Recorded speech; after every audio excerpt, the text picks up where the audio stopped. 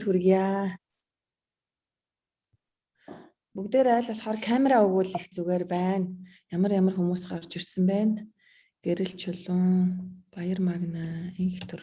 За болж өгвөл камера өгөөрөө. Камера өгөөд хэдүүлээ. Сургалтаа эхэлье. За тэгэхээр Observe Consulting гэдэг зарим нь бол дуулсан байгаа. Зарим нь ч манай харилцагч үйлчлүүлэгч байгууллагуудаас оролцож байгаа улсууд харагдаж байна. За тэгэхээр Observe Consulting-ийн 10 жилийн энэ жил тохиож байгаа. Тэгэхээр 10 жилийн анх хүрээнд бид одоо нэлээдгүй ажлыг төлөвлөж, харилцагч, хэрэглэгч, олон нийтэд чиглэсэн за үн төлбөргүй мэдээлэл өгөх юм сургалтуудыг зохион байгуулж байгаа. За түүний үргэлжлэл болоод 9001 стандарт буюу чанарын удирдлагын тогтолцоог байгууллагада одоо чанарын удирдлагын тогтолцооны талаарх ерөнхий ойлголт. Энэ стандарт ер нь яг ямар утга учиртай яадаг стандарт юм бэ? Түүнийг байгууллагада хэрхэн яаж хэрэгжүүлэх вэ гэсэн талаар одоо хэрэглэгч үйлчлүүлэгч олон нийтэд чиглэсэн юм ээлжид сургалт маань эхэлж байна гэсэн үг. За тэгэхээр энэ яаж вэ?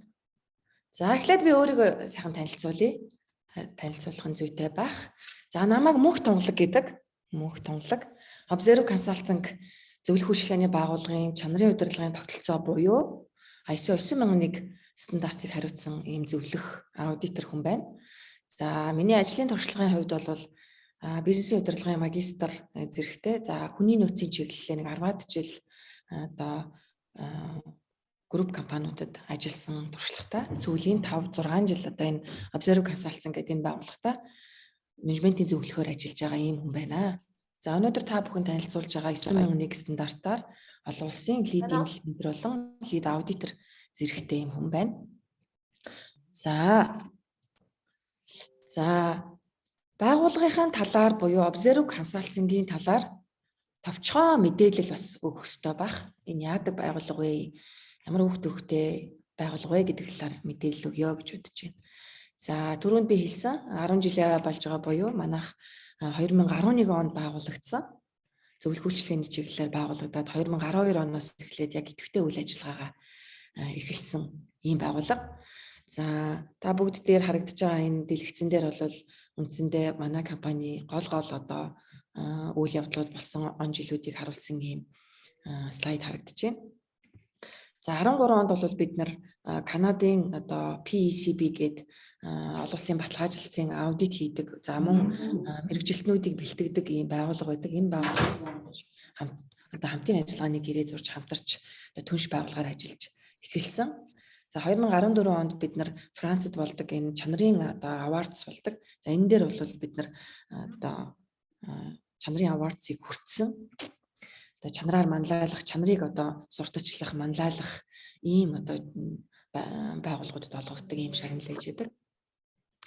За 2015 оноос хойш бол бид нар Европын цэргийн босвол төгслийн банктай хамтарч ажилладаг буюу эднийхээс зарладаг зөвлөх үйлчилгээний одоо зөвлөх үйлчилгээнд өгдөг одоо тэтгэлэг гэх юм уу да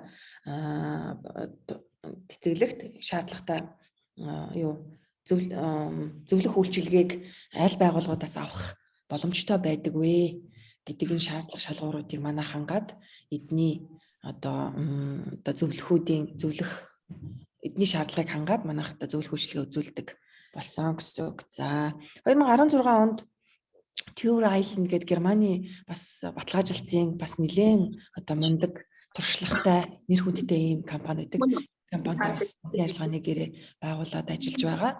За 2017 оноос эхлээд бид нар жижиг дунд аж ахуйн нэгжүүдэд зориулсан чанарын удирдлагын тогтолцоог дэмжих ийм хөтөлбөрийг одоо өөрсдөө санаачлан ийм тэтгэлэгт хөтөлбөрийг санаачлан ингээ гаргаж хэрэгжүүлж одоо явж байгаа. За энэ хөтөлбөрт маань өнгөрсөн хугацаанд энэ хөтөлбөр маань нийтдээ 5 удаа болж өнгөрсөн. Энэ 5 удаагийн хөтөлбөрт нийтдээ 6 удаа болж өнгөрсөн юм байна. 30 байгууллага хамрагдсан.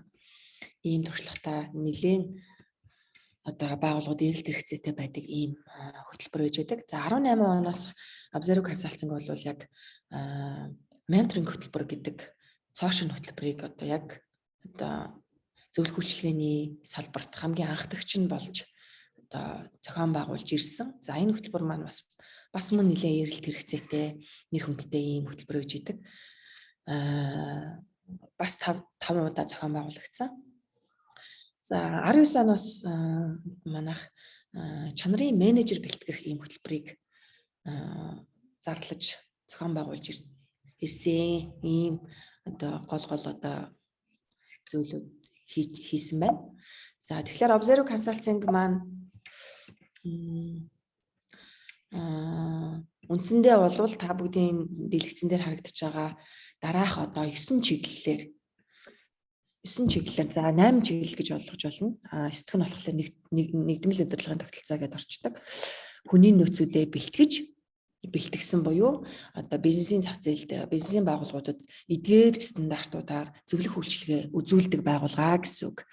За өнөөдөр та хэдүүлээ чанарын удирдлагын тогтолцоо 9001 стандартыг ярих гэж байгаа. За 9001 стандартаар зөвлөх үйлчилгээ үзүүлдэг.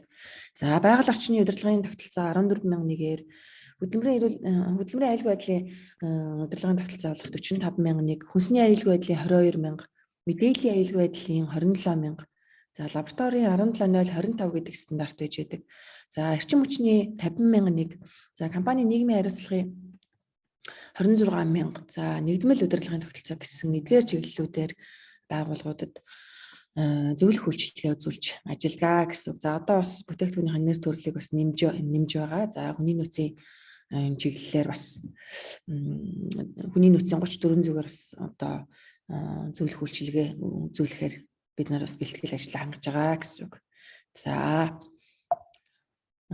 ийм чиглэлээр зөвлөх үйлчилгээ үзүүлдэг байгууллага байх нэ. За үндсэн чиглэл бол саяны ярьсан зөвлөх үйлчилгээ, стандартуудын зөвлөх үйлчилгээ, за мөн сургалтууд ордог, байгууллагын захиалгах сургалтууд, бизнесийн удирдлага, хүний нөөц, хаб гэх мэтчлэн ISO-гийн бусад одоо сургалтууд гээд захиалгах сургалтуудыг ордог. За мөн хөндлөнгийн аудитын одоо захиалгахт аудитын үйлчилгээг үзүүлдэг үндсэн ийм чиглэлтэй ийм байгууллага байх нэ. За Observe Consulting-ийн тухай гэвэл нэг товчхондоо иймэрхүү. За өнөөдрийн хэдүүлэнгийн сонсох ярих гол чиглэл маань бол одоо чанарын удирдлагын тогтолцоо ISO 9001 гэдэг стандартын талаар хэдүүлээ нэг ерөнхий ойлголттой болж аваад за энэ стандартыг байгууллага дээр хэрвээ хэрэгжүүлвэл хэрхэн яаж хэрэгжүүлэх юм бэ гэдэг талаар юм товчхон мэдээлэлтэй болох юм зорилготой байгаа.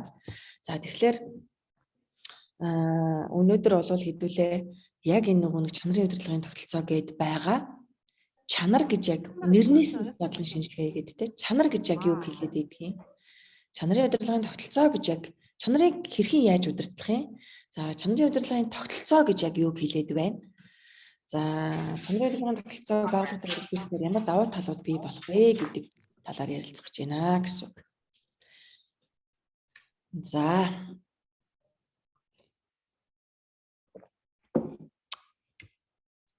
За тэгэхээр нөгөө бидний сонсож байгаа ISO 9001 гэдэг энэ стандартыг одоо гаргадаг одоо баталдаг байгууллага бол одоо стандарт одоо International Organization for Standardization буюу олон улсын стандартчлалын байгууллага гэдэг байгууллага байж идэг. За энэ байгууллага бол 1946 онд одоо байгуулагдсан. За Швейцарын Женевт одоо төвөнд байдаг. 162 одоо энэ гишүүнчлэлийн одоо гишүүн орны тоо бол нэмэгдсэн 160 одоо 170 болж байгаа. 170 орчим одоо орн энэ стандартчлалын байгууллагад гишүүнээр элссэн байдаг. За өмнөө ISO гэсэн нэртэй тодтголтой одоо дэлхий дээр 20,000 гаруй ийм стандарт байдгаа гэсэн үг байна. Тэгэхээр бид нар зөвхөн нэг буюу 9001 гэдэг стандартын талаар өнөөдөр одоо товчхон ойлголтыг олж авах гэж байна. За энэ ISO стандартууд бол яг үнэндээ бол байгууллага хэрэгжүүлэх үү хэрэгжүүлэхгүй юу гэдэг нь бол сайн дурын одоо шийдвэрээр бий болж идэг. Сайн дураараа одоо энэ стандартыг хэрэгжүүлэх үү хэрэгжүүлэхгүй гэдгийг шийддэг. Хэрвээ хэрэгжүүлсэн тохиолдолд энэ бол дэлхийн 160 гаруй 170 орчим орнд хүлээн зөвшөөрөгддөг хүчин төгөлбөр хүлээн зөвшөөрөгддөг ийм стандартаа гэсэн үг байна. За бид нар нэг энэ стандартын энэ нэр одоо энэ товчлол за энэ тоонуудыг бас ойлгох нь зүйтэй байх. За 9 одоо хэдүүлэнгийн ярьж байгаа стандарт бол 9000-2015 гэдэг стандарт. За энэ уртталт нь ISO гэдэг энэ тэмдэглэгээ одоо товчлол бол яг энэ стандарт олон улсын стандартын байгууллага гэдэг үгний товчлол бол биш. Зүгээр ISO гэдэг ийм нэг грек үгнээс гаралтай арай өөр одоо ижил тэнцүү гэсэн утгатай ийм үгний товчлол байдаг. Яг хүмүүс бол энэ ISO гэл энэ стандартын байгууллагын товчлол юм байна гэж ойлгоод байдаг. Тэр бол тийм биш байдаг. За 9001 гэдэг одоо энэ ISO гэдэг тэмдэглэгээний хойно байгаа энэ тоо бол тухайн стандартынхан утгыг илэрхийлж идэг ийм тоо гэж байдаг. 9001 гэдэг бол чанарын удирдлагын тогтолцоо. Та бүгд бас бид нар бас бүгдээрээ мэддэг. Дэлгүүр ороод талх авдаг. Талхны уртан дээр ISO 22000 ч гэдэг юм уу. Эсвэл усны савн дээр 22000 гэж бид нар харж идэг тий. Тэгэхээр энэ 22000 гэдэг бол одоо хүнсний аюулгүй байдлын тогтолцоог хэрэгжүүлсэн юм байна. Гэт энэ ISO-гийн хойно байгаа энэ тоо бол тухайн стандартыг илэрхийлдэг тоо гэсэн үг байна. Тэгэхээр 9001 гэдэг нь чанарын удирдлагын тогтолцоо гэсэн үг. За энэний хойно байгаа ийм 2015 гэсэн дөрвөн оронтой энэ тоо болвол тухайн стандарт хамгийн сүүлд хэдэн онд шинжлэгдэн батлагдсан стандарт вэ гэдэг одоо оныг илэрхийлж байдаг гэсэн үг. Илэрхийлж байж идэг.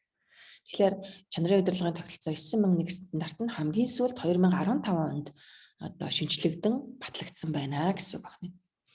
За стандарт өөрөө юу яадаг? Шинжлэгддэг. Энэ бидний ярьж байгаа стандарт бол хамгийн анх 1987 онд 9001 стандарт гарч ирсэн байна. За тэгээд 94 онд шинжлэгдээд 3 дахь сайжруулалт нь 2000, тэгээ 2008, 2015 гэдэг сүүлийн хувилбар дээрээ явж байгаа. Ийм сүүлд бол 2015 гэдэг энэ хувилбар дээр явж байгаа стандарт гэсэн байна. Тэгэхээр стандартууд бол тодорхой хугацаанд буюу 5-7 жилийн хугацаанд бол ингэ шинжлэгдэж байх ийм одоо юу давтамжтай ийм хугацаа бол байж идэг. За тэгээд энэ бас нэг юмыг тайлбарлаж хэлсэн зүгээр байх гэж бодож байна. Урт талдаа MNS ISO 9001/2018 гэдэг юм ингээд хойтлын тоон өөрчлөгдчихдөг 16 ч гэдэг юм уу тий өөрчлөгдчихдөг. Тэгэхээр хүмүүс бас толгой нэргээ явчихдаг байхгүй. Үгүй эн чинь 15 биш 16 юм биш үү гэл ингээл асуугаад эхэлдэг. Тэгэхээр урт талдаа хэрвээ MNS гэдэг тэмдэглэгээ аваад MNS ISO 9001/2016 гэдэг энэ тэмдэглэгээ авсан бол энэ олон улсын стандартыг 9001/2015 гэдэг энэ стандартыг Монгол улс Монгол хэл рүүгээ орчуулад үндэсний стандарт болгож баталсан огноог илэрхийлж идэг. Ингээд Монгол хэл рүүгээ орчуулад стандарт хэмжил 100 газраас баталгаажуулаад үндэсний стандарт болсон тохиолдолд урт талд нь MNS гэдэг тэмдэглэгийг авчдаг. Тэгээд Монгол хэл рүүгээ хэдэн онд хөрвүүлсэн бэ гэдгээр нь тухайн энэ огноог нь өөрчлөөд биччихдэг. Ийм ялгаатай шүү. За энэ ялгааг нь олж мэдхгүй бол хүмүүс ингээ андуурдаг. За ашиглая. Эндээс харъя. За хэний микрофон нээлттэй байна? Тавцж байна те. За окей. За ийм байдаг байх нэ. За тэгэхээр бид нар 9001 стандартыг ярих гэж байгаа бол бид нар 9000 гэдэг бүлэг стандартын талаар бас нэг зохиох ёсны мэдлэгтэй байвал зохиор байх. За 9001 гэдэг энэ шар тэмдэглэгээтэй энэ стандарт бол яг чанарын удирдлагын тогтолцоог илэрхийлж идэг шаардлага стандарт. Зэрэг бид нар чанарын удирдлагын тогтолцоог байгууллагатай хэрэгжүүлэхээр шийдсэн бол шаардлага стандарт буюу энэ стандартын бүлэг шаардлагуудыг бүгдийг нь байгууллагатай заавал хэрэгжүүлэх ёстой байж идэг. За стандартыг ер нь бол дотор нь ингээ хоёр төрөлд ангилж үздэг. За нэг нь бол шаардлага стандарт. Нөгөөх нь болохоор заавар стандарт гэдэг ийм хоёр төрөлтэй байдаг. За шаардлага стандарт буюу нэгээр төгссөн одоо энэ стандартуудыг байгууллагатай хэрэгжүүлж байгаа тохиолдолд заавал хөндлөнгийн байгууллагаар одоо баталгаажуулж гэрчилгээ авдаг ийм байж байдаг. Танах одоо 9001 стандартыг байгууллагатай хэрэгжүүлсэн гэдгээ хөндлөнгийн байгууллагаар нотолгоожуулдаг гэсэн үг байна. Сертификат авдаг. Зүгээр гайданс буюу заавар стандартууд гэж байдаг. За ийм заавар стандартыг бол байгууллага хэрэгжүүллээ, ашиглалаа гэхэд хөндлөнгийн байгууллагаар заавал сертификат авч одоо өмлүүлж одоо баталгаажуулалт хийлгэх шаардлагагүй байдаг гэсэн үг байна. За тэгвэл 9001 стандарт маань тэгвэл requirements буюу одоо шаардлага стандарт байх нь байна. 9001. За 9000 гэдэг стандарт болвол одоо 9001 стандарт дээр гардаг бүх нэр томьёонуудыг тайлбарласан ийм стандарт байж идэг. Стандартаа гэсэн үг байна. За 9004 гэдэг бас стандарт байж идэг. За энэ 4 гэдэг стандарт бол үндсэндээ одоо 9001 стандартын одоо гүйцэтгэлийг хэрхэн одоо сайжруулах уу талаар илүү одоо агсан шатны ийм стандарт байж идэг. Байгууллага энийг 9001 стандартыг хэрэгжүүлээд одоо тодорхой хугацаа өнгөрсөний дараа энэ 9004 гэдэг стандартын шаардлагыг одоо шаардлагын хүрээнд хэрэгжүүлсэн байгууллагатай хэрэгжүүлсэн тогтолцоогоо илүү сайжруулах зүгээр байдгаа гэсэн үг. За энэ 9000 бүлгийн буюу 9001 стандартыг байгууллагатай хэрэгжүүлж байгаа тохиолдолд үүнтэй холбоотой 19.0.11 гэдэг одоо стандартаас хамааралтай байж идэг. За энэ нь болохоор байгууллагт ер нь зөвхөн одоо чанарын удирдлагын тогтолцоо гэхгүй өөр бусад төрлийн стандартыг хүнсний аюулгүй байдалч байдаг юм уу, хөдөлмөрийн аюулгүй байдалч байдаг юм уу стандартыг хэрэгжүүлж байгаа. Ямар ч удирдлагын тогтолцоог хэрэгжүүлсэн дотоод аудитыг явуулах одоо бас одоо гайданс юм буюу заавар стандарт гэж байдаг 19.0.11 гэдэг. Энэ стандартаар одоо дотоод аудитаа төлөөлж хөтлөж авч явдаг жишээний. За нэг иймэрхүү. За хэдүүлээ цаашлаа. За тэгэхээр нэг ийм ойлголт байж байдаг. За 9001 стандарт бол чанарын удирдлагын тогтолцоо гэж байгаа. Тэ нэр нь бол чанарын удирдлагын тогтолцоо. За тэгээд нэрнээс нь бид нар ингээ бодглохлоор за байгууллагт нэг чанар байгууллагын нэг чанартай бүтээгдэхүүн үйлчилгээл гэх нэг чанарл гэдэг нэг ойлголтыг ярина тийм гэж хүмүүс ойлгож байна. За тэгэхээр чанар гэдэг ойлголт бол харьцангуй ойлголт байдаг тийм харьцангуй ойлголт. Харьцангуй ойлголт буюу хүн болгон чанарын талаар өөр одоо харах өнцөгтөө өөр бодолтой байж идэг чанар гэл. Тэгэхээр магадгүй одоо гэдгийг миний хувьд чанартай гэсэн юм бүтээгдэхүүн байлаа гэхэд таны хувьд одоо төдийлөн чанартай санагдахгүй байх жишээний ч байдаг юм үү те. Тэгэхээр чанар гэдэг бол харьцангуй ойлголт гэж байдаг. Тэгэхээр стандарт буюу чанарын удирдлагын тогтолцоо 9001 стандарт дээр чанар гэдэг зүйлийг юу гэж тайлбарласан байдаг вэ? Гэхлээр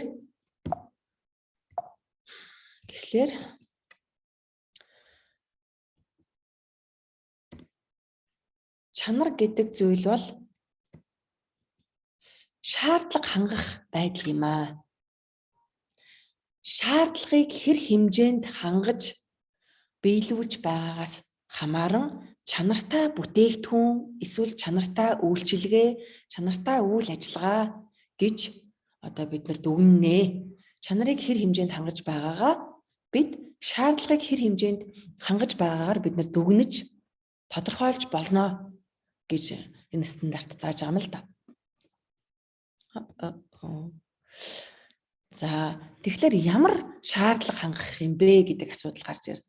Тэгэхээр стандарт дээр танаа байгууллагын үйлдвэрлэж байгаа бүтээгдэхүүн, үйлчилгээ, үйл ажиллагаа чинь дөрвөн шаардлага хангахыг хэлнэ гэж. Дөрвөн шаардлагыг хэр хэмжээнд хангаж байгаагаар танаа бүтээгдэхүүн үйлчилгээний чинь одоо чанар хэр байна вэ гэдгийг хэмжинэ гэж. За ямар дөрвөн шаардлага гэдэг юм бэ гэхлээр за нэгдүгээрт нь бол за мэдээжийн шаардлага гэдэг юм байдаг. Зориулалтын шаардлага, мэдээжийн шаардлага гэдэг зүйл байж идэг. За жишээ нь зориулалтын шаардлага гэдэг нь яг юу юм бэ? За цаг гэж бид нар аваад үзье те. Цаг гэдэг зүйлийн зориулалтын шаардлага яг юу вэ? зориултын шаардлага гэдэг бол цаг хугацааг л үнэн бодит зөв заах л ийм зориултын шаардлагатай. Гэдэг шиг яг л нөгөө нэг одоо яг зориулт нь яг юу вэ? Тэр зориултынхаа одоо шаардлагыг хангаж байна уу гэдэг нэгдүгээр. За хоёрдугаарт нь хэрэглэгчээс тогтоосон шаардлага. За хэрэглэгчээс тогтоосон шаардлага гэдэг дээр одоо юу гэж ойлгох вэ гэхээр за магадгүй би энэ цагийг одоо цаг үйлдвэрлэгч компанид би одоо захиалж хийлгэж ийлаа гэж бодъё. Хэрэглэгчтэй би цагийг одоо миний одоо захиалах цаг бол одоо арьсан одоо осортой одоо шилэн яг ингээд нөгөө шилэн нүртэй яг ган ийм одоо биетэй за шүн одоо гэрэлтдэг шүн харахад гэрэлтдэг за дээрэс нь он сар өдрийг илэрхийлсэн за одоо магадгүй гэдэг усан тэсвэртэйч гэдэг юм уу те би өөрөө шаардлага тавьж штт те танад захиалахдаа за дээрэс нь миний энэ гаргаж байгаа захиалж байгаа энэ цагийг одоо тэдэнд хугацааны хувьд ч тэгээд тэр те тэдэнд ингээд нийлүүлж өгөөч гэд тэгээд өн хөлсөө тохироод ингээ хийлгэж байгаа. Тэгээд энэ цагийг үйлдвэрлэж байгаа байгууллага бол за окей чаднаа тгий гэд ингээд тохиролцоод хийж байгаа. Тэгэхээр миний тавьсан шаардлагыг хэр хэмжээнд хангаж байгаа юм бэ? Нөгөө нэг захиалгын дагуу бүх шаардлагуудыг хангаж чадчих байна уу гэдэг асуудал. Энэ ихэвчлэн практик дээр одоо харилцагч, захиалагч, үйлчлүүлэгчийн хооронд байгуулсан гэрээгээр ихэвчлэн энэ илэрхийлэгдэж байдаг. Гэрээн дээр бид нар одоо шаардлагуудаа тусгаж, за тэдгээр хэмжээтэй тийм бүтээгдэхүүнийг, тийм одоо орцсон найрлагатай, тийм чанарын үзүүлэлттэй тийм бүтээгдэхүүнийг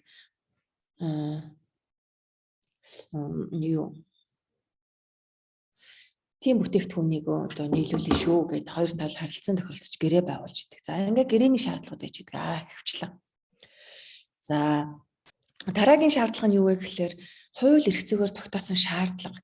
Танай байгууллага Монгол Улсын нутаг дэвсгэр дээр үйл ажиллагаа явуулж байгаа бол зохих ёсоор хууль, стандарт, норм, дүрм, журамд захирагдаж ажиллах ёстой гэж байдаг. Тэгэхээр танай байгууллагын онцлог, салбарын онцлогт одоо тавьдаг ямар хууль эрх зүй, хууль, дүрм, журам, норм, стандарт одоо юу гэдгийг тэрийг хэлж байна гэсэн үг. За хамгийн наацхан жишээ аваад үзэхэд танах одоо аж ахуй нэгж байгууллага хүн ажиллуулж ил байгуул хөдөлмөрийн хуулийг дагаж мөрдөх ёстой тий компани хуулийг дагаж мөрдөх ёстой. За хүнс үйлдвэрлэдэг бол хүнсний аюулгүй байдал эрүүл ахуйн тухай хуулийг мөрдөх ёстой. Хөдөлмөрийн аюулгүй байдлын тухай хуулийг мөрдөх ёстой гэдэг байгууллагын одоо аж ахуй нэгж байгууллага бол тухайн байгууллага дагаж мөрдөх ёстой маш олон хуулиуд байж идэг. Хууль стандарт одоо холбогдолтой хуулиуд байж идэг. За тэрийг хэр хэмжээнд хангаж ажиллаж явж байгаа юм бэ гэдэг шаардлага гэж идэг. За тэгээд танай бүтээгдэхүүн үйлчилгээнд тавигддаг салбарын одоо норм, дүрм, стандарт гэж байдаг те. За энийг бас дагаж мөрдөх ёстой гэж байдаг. За дөрөвдүгээр шаардлага нь бол байгууллага өөртөө тогтоосон шаардлага буюу байгууллагын дотоод дүрм, журам, процедуруудыг хэлнэ гэсэн үг. Бид ингэж л ажиллана. Манай дотоод журам бол ийм, манай үйлчилгээний стандарт бол ийм. Бид нэр ингэж ажиллана. Манай бүтээгдэхүүндээ ийм шаардлага ингэж тавина гэдэг ингээд байгууллага өөртөө тогтоож байгаа шаардлагыг энэ дээр ойлгож байна гэсэн үг. Энэ шаардлагууд хэр хэмжээнд хангагдаж чадаж байгаа юм бэ гэдгээр танай байгууллагын гаргаж байгаа бүтээгдэхүүн эсвэл үзүүлж байгаа үйлчилгээ, үйл ажиллагаагийн чинь чанарыг хэмжиж болно гэсэн үг. Хэмждэг гэсэн үг. За тэгвэл энэ чанар гэдэг байгаа зүйлд чинь нөлөөлдөг 5 хүчин зүйл байждаг. Энэ 5 хүчин зүйлийг стандартыг хэрэгжүүлснээрээ бид нар тогтвортойгоор удирдах авах гэдэг. Тогтвортойгоор удирдах гэдэг. За яадаг 5 хүчин зүйл юм бэ гэдэг ингээ аваад үзэхлээр энэ одоо чанар гэдэг зүйлд нөлөөлдөг 5 хүчин зүйлийн нэгдэг нь хүн гэдэг зүйл нөлөөлдөг. Хүн чанарт нөлөөлдөг шүү дээ тий. Нөлөөлдөг. Хүнийг бид нар яаж удирдах юм? Энэ чанарын удирдлагын тогтолцоогоор хэрхэн яаж удирдах юм? Бид нар за хүнсний үйлдвэр байлаа гэж үтэй. За боли энгийн жишээ авъя. За нэг одоо юу гэдгийг талх нарын бовны цех тий. байлаа гэж үү. Технологич нь ажилласаа гараа авцсан. Тэгвэл бид нар зүгээр л хэнийг ч хамаагүй одоо гудамжинд явж байгаа нэг ингээл дуудаж оруулж ирээл ингээл технологич хийлэгдэх шүү дээ тийм үү. Бид нар хүнд заавал шаардлага тавьдаг. Манай бүтээгдэхүүний чанарт нөлөөлөх энэ одоо хүн буюу ажиллах хүчинд шаардлага тавьж байгаа. Ямар хүнээ бид нар төлөвлөдөг. Хүн буюу тухайн одоо ажлын байран дээр ажиллаж байгаа хүнд бид нар зохих ёсны шаардлагыг тавьдаг. Тэгээ ажлын байрны тодорхойлтыг нь гаргаж өгдөг, зохих ёсны шаардлагыг тавьдаг. За үнэлж дүгнэж сон шалралтаар авдаг. За ингээ авсан хүнээ бид нар дадлгажуулж, дасан зохицуулдаг. За авсан одоо дасан зохицсон хүнээ те бид нар цаашдаа сургаж хөгжүүлдэг, гүйцэтгэлийг нь үнэлдэг. Гэх мэтчлэнгээр чанарт нөлөөлдөг энэ хүнийг бид нар удирддаг.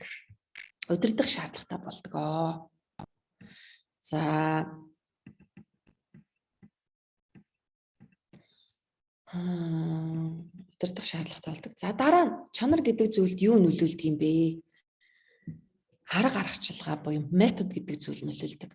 Бид одоо юу гэдгийг зүгээр л нэг дурын тий одоо нэг хүн ажилд аваад за одоо талах нарийн боовныхын цэгтэр нэг тоогооч нарийн боовны мэрэгжилтэй хүнийг ажилд аваад одоо ажилуулдаг. Тэгэл тэр хүн өөрийнхөө арга барил, өөрийнхөө арга технологиор ажиллаад тэгэл ажлаас гараад дараагийн хүн орж ирэнгүүт дахиад өөрсдийнхөө сурч мэдсэн туршлага дээрээс үндэслэл ингээл дараагийнх нь ингээд явж идэг ингээд хүн солигдохлоор ингээл явж идэг байх юм уу? Эсвэл бид нар өөрсдийн гэсэн тогтсон одоо арга аргачлалтай байх юм уу? За тогтсон арга аргачлалтай байгавал тэрийг хэрхэн яаж хадгалж хамгаалж түгээж ашиглах юм бэ гэдгийг бид нар удирдах зохион байгуулдаг гэсэн. Удирддаг гэсэн үг чанарын удирдлагын тогтолцоогоор. За дараа нь чанарт нөлөөлдөг зүйл бол материал түүхий гэдэг. Материал түүхий эд бол чанарт зааш одоо чанарт нөлөөлөх бас нэг хүчин зүйлийн нэг те. Тэгэхээр материал түүхийдийг бид нар яаж удирдах юм? Биднэрт одоо юу гэдгийг бидний нөгөө нэг үйлдвэрлэж байгаа одоо бүтээгдэхүүний үндсэн түүхийд болж байгаа энэ материал одоо гурил одоо юу ч байдгийг мах ногоо юу байдгийг те би зөвхөн усны үйлдвэрлэл жишээ авч яриад байна те эдгээрийг одоо зөв хаана одоо хаана үйлдвэрлэсэн ямар одоо тээвэрлэлтийн гормын дагуу яаж тээвэрлэж авчирсан ямар одоо гарал үүслийн бичгтэй юм. За тэгээд бид нар тээвэрлэлтийн зөв гормыг баримтлсан юм уу? Тэгээ ямар шаардлагыг хангаж байгаа? Тэгээ яаж хадгалах юм? Тэгээ яаж одоо үйлдвэрлэлтэд оруулах юм? Гэх мэтчлэнгээр бид нар материал түүхийн эдэд одоо шаардлагыг тавьж тэрийг одоо зөв удирдахыг хэлж байгаамаа гэсэн үг. За машин тоног төхөөрөмж гэдэг зүйл бол чанарт нөлөөлдөг. Бид нар ингээд маш их хэмжээний захиалгыг авдаг ч гэдэг юм. Захиалга аваад ингээд ажиллаал ингээд байж идэл гинт машин тоног төхөөрөмж нь эвдэрчдэг ч гэдэг юм уу. Эвдэрснээсээ болоод бид нар нөгөө хэрэглэгчийн шаардлагыг биелүүлж чаддаггүй тий. За эвдэрчлээ гэхэд нөгөөхний нөгөө засварлах тоног төхөөрөмж байхгүй эсвэл засварчин байхгүй ч байдаг юм уу. Гэт ингээд машин тоног төхөөрөмж гэдэг энэ зүйл бол манай чанарт нөлөөлж идэг учраас бид энийг доктортойгоор удирднаа гэсэн үг. Чанар бид гэдэг нь одоо чанарын удирдлагын тогтолцоог хэрэгжүүлснээрээ энийг удирдна гэсэн үг байхгүй. Хэрхэн яаж удирдах юм бэ гэл.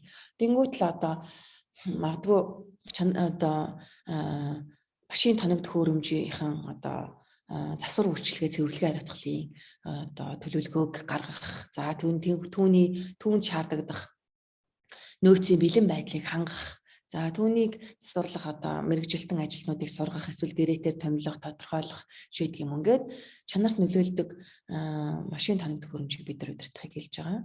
За хамгийн сүүлд нь бол орчин гэдэг зүйлийг удирдахыг хэлж байгаа. За чанар гэдэг зүйлд бол орчин бол жухлаар яригддаг.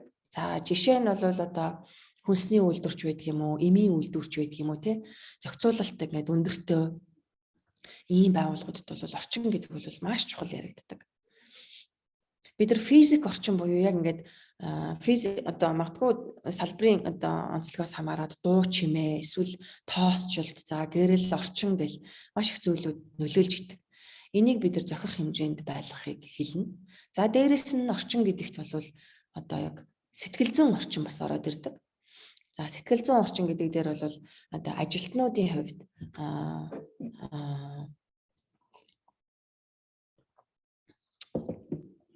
Сэтгэл зүйн таатай орчныг одоо байгууллагад бий болгосон байхыг шаарддаг. За таатай орчин гэдэг дээр бол альва эрсдэл, альва асуудал гарлаа гэхэд ажилтнууд түүнийг одоо сайжруулах боломжтой байдаг буюу энийг илэрхийлэх юм сэтгэл зүйн таатай орчныг бүрдүүлсэн байх ёстой гэдэг юм шаардлагууд гарч идэг. За тэгэхээр бид нар чанар гэдэг чанарын удирдлагын тогтолцоогоор эдгээр чанарт нөлөөлдөг эдгээр хүчин зүйлүүдийг удирдахыг хэлдэг юм байна. За чанарын удирдлагын тогтолцоо энэ 5 хүчин зүйлээр бас хязгаарлагдахгүйгээр маш их зүйлийг чанарын удирдлагын тогтолцооны хүрээнд бид нар хийдэг. Зүгээр нэг 5 хүчин зүйлийг удирдах юм байна гэж бас ойлгож болохгүй. Энэний хүрээнд маш олон зохицуултыг хийдгээ. Айгүй их зүйлийг хийдэг. За тэгвэл чанар гэдэг зүйл бол шаардлага хангах байдлыг шаардлагыг хэр хэмжээнд хангаж байгаагаар бид нар чанарыг үнэлэх юм байна. Чанар гэдэг зүйлд бид тэгвэл ийм эдгээр 5 хүчин зүйл нөлөөлж болдго юм байна. Энийг бид нар удирдах юм байна. Чанарын удирдлагын тогтолцоогоор хэрхэн яаж удирдах юм бэ гэдэг нэг асуудал гарч ирнэ гэсэн үг. Тэгэхээр та бүгд энэ стандартын энэ дэлгэцэн дээр нэг ийм схемийг харж байна. За энэ бол үндсэндээ чанарын удирдлагын тогтолцоо буюу 9001 стандартыг бүхэлдэн томьёолсон ийм одоо схем гэж одоо зураглал гэж харж болно. За чанарын удирдлагын тогтолцоо нь бол үндсэндээ 1-ээс 10 бүлэг буюу 10 бүлэг шаардлага ийм стандарт гэж байдаг. За энэ 10 бүлэг бүхий энэ стандартын 4-р бүлгээс нь шаардлага эхэлдэг буюу танай байгууллага ингэх ёстой гэдэг шаардлага гарч ирдэг гэсэн байна. За тэгэхээр нөгөө нэг энэ дэлгэцэн дээр энэ plan, do, check, act гэсэн ийм PDCA гэсэн ийм цикл харагдаж байна.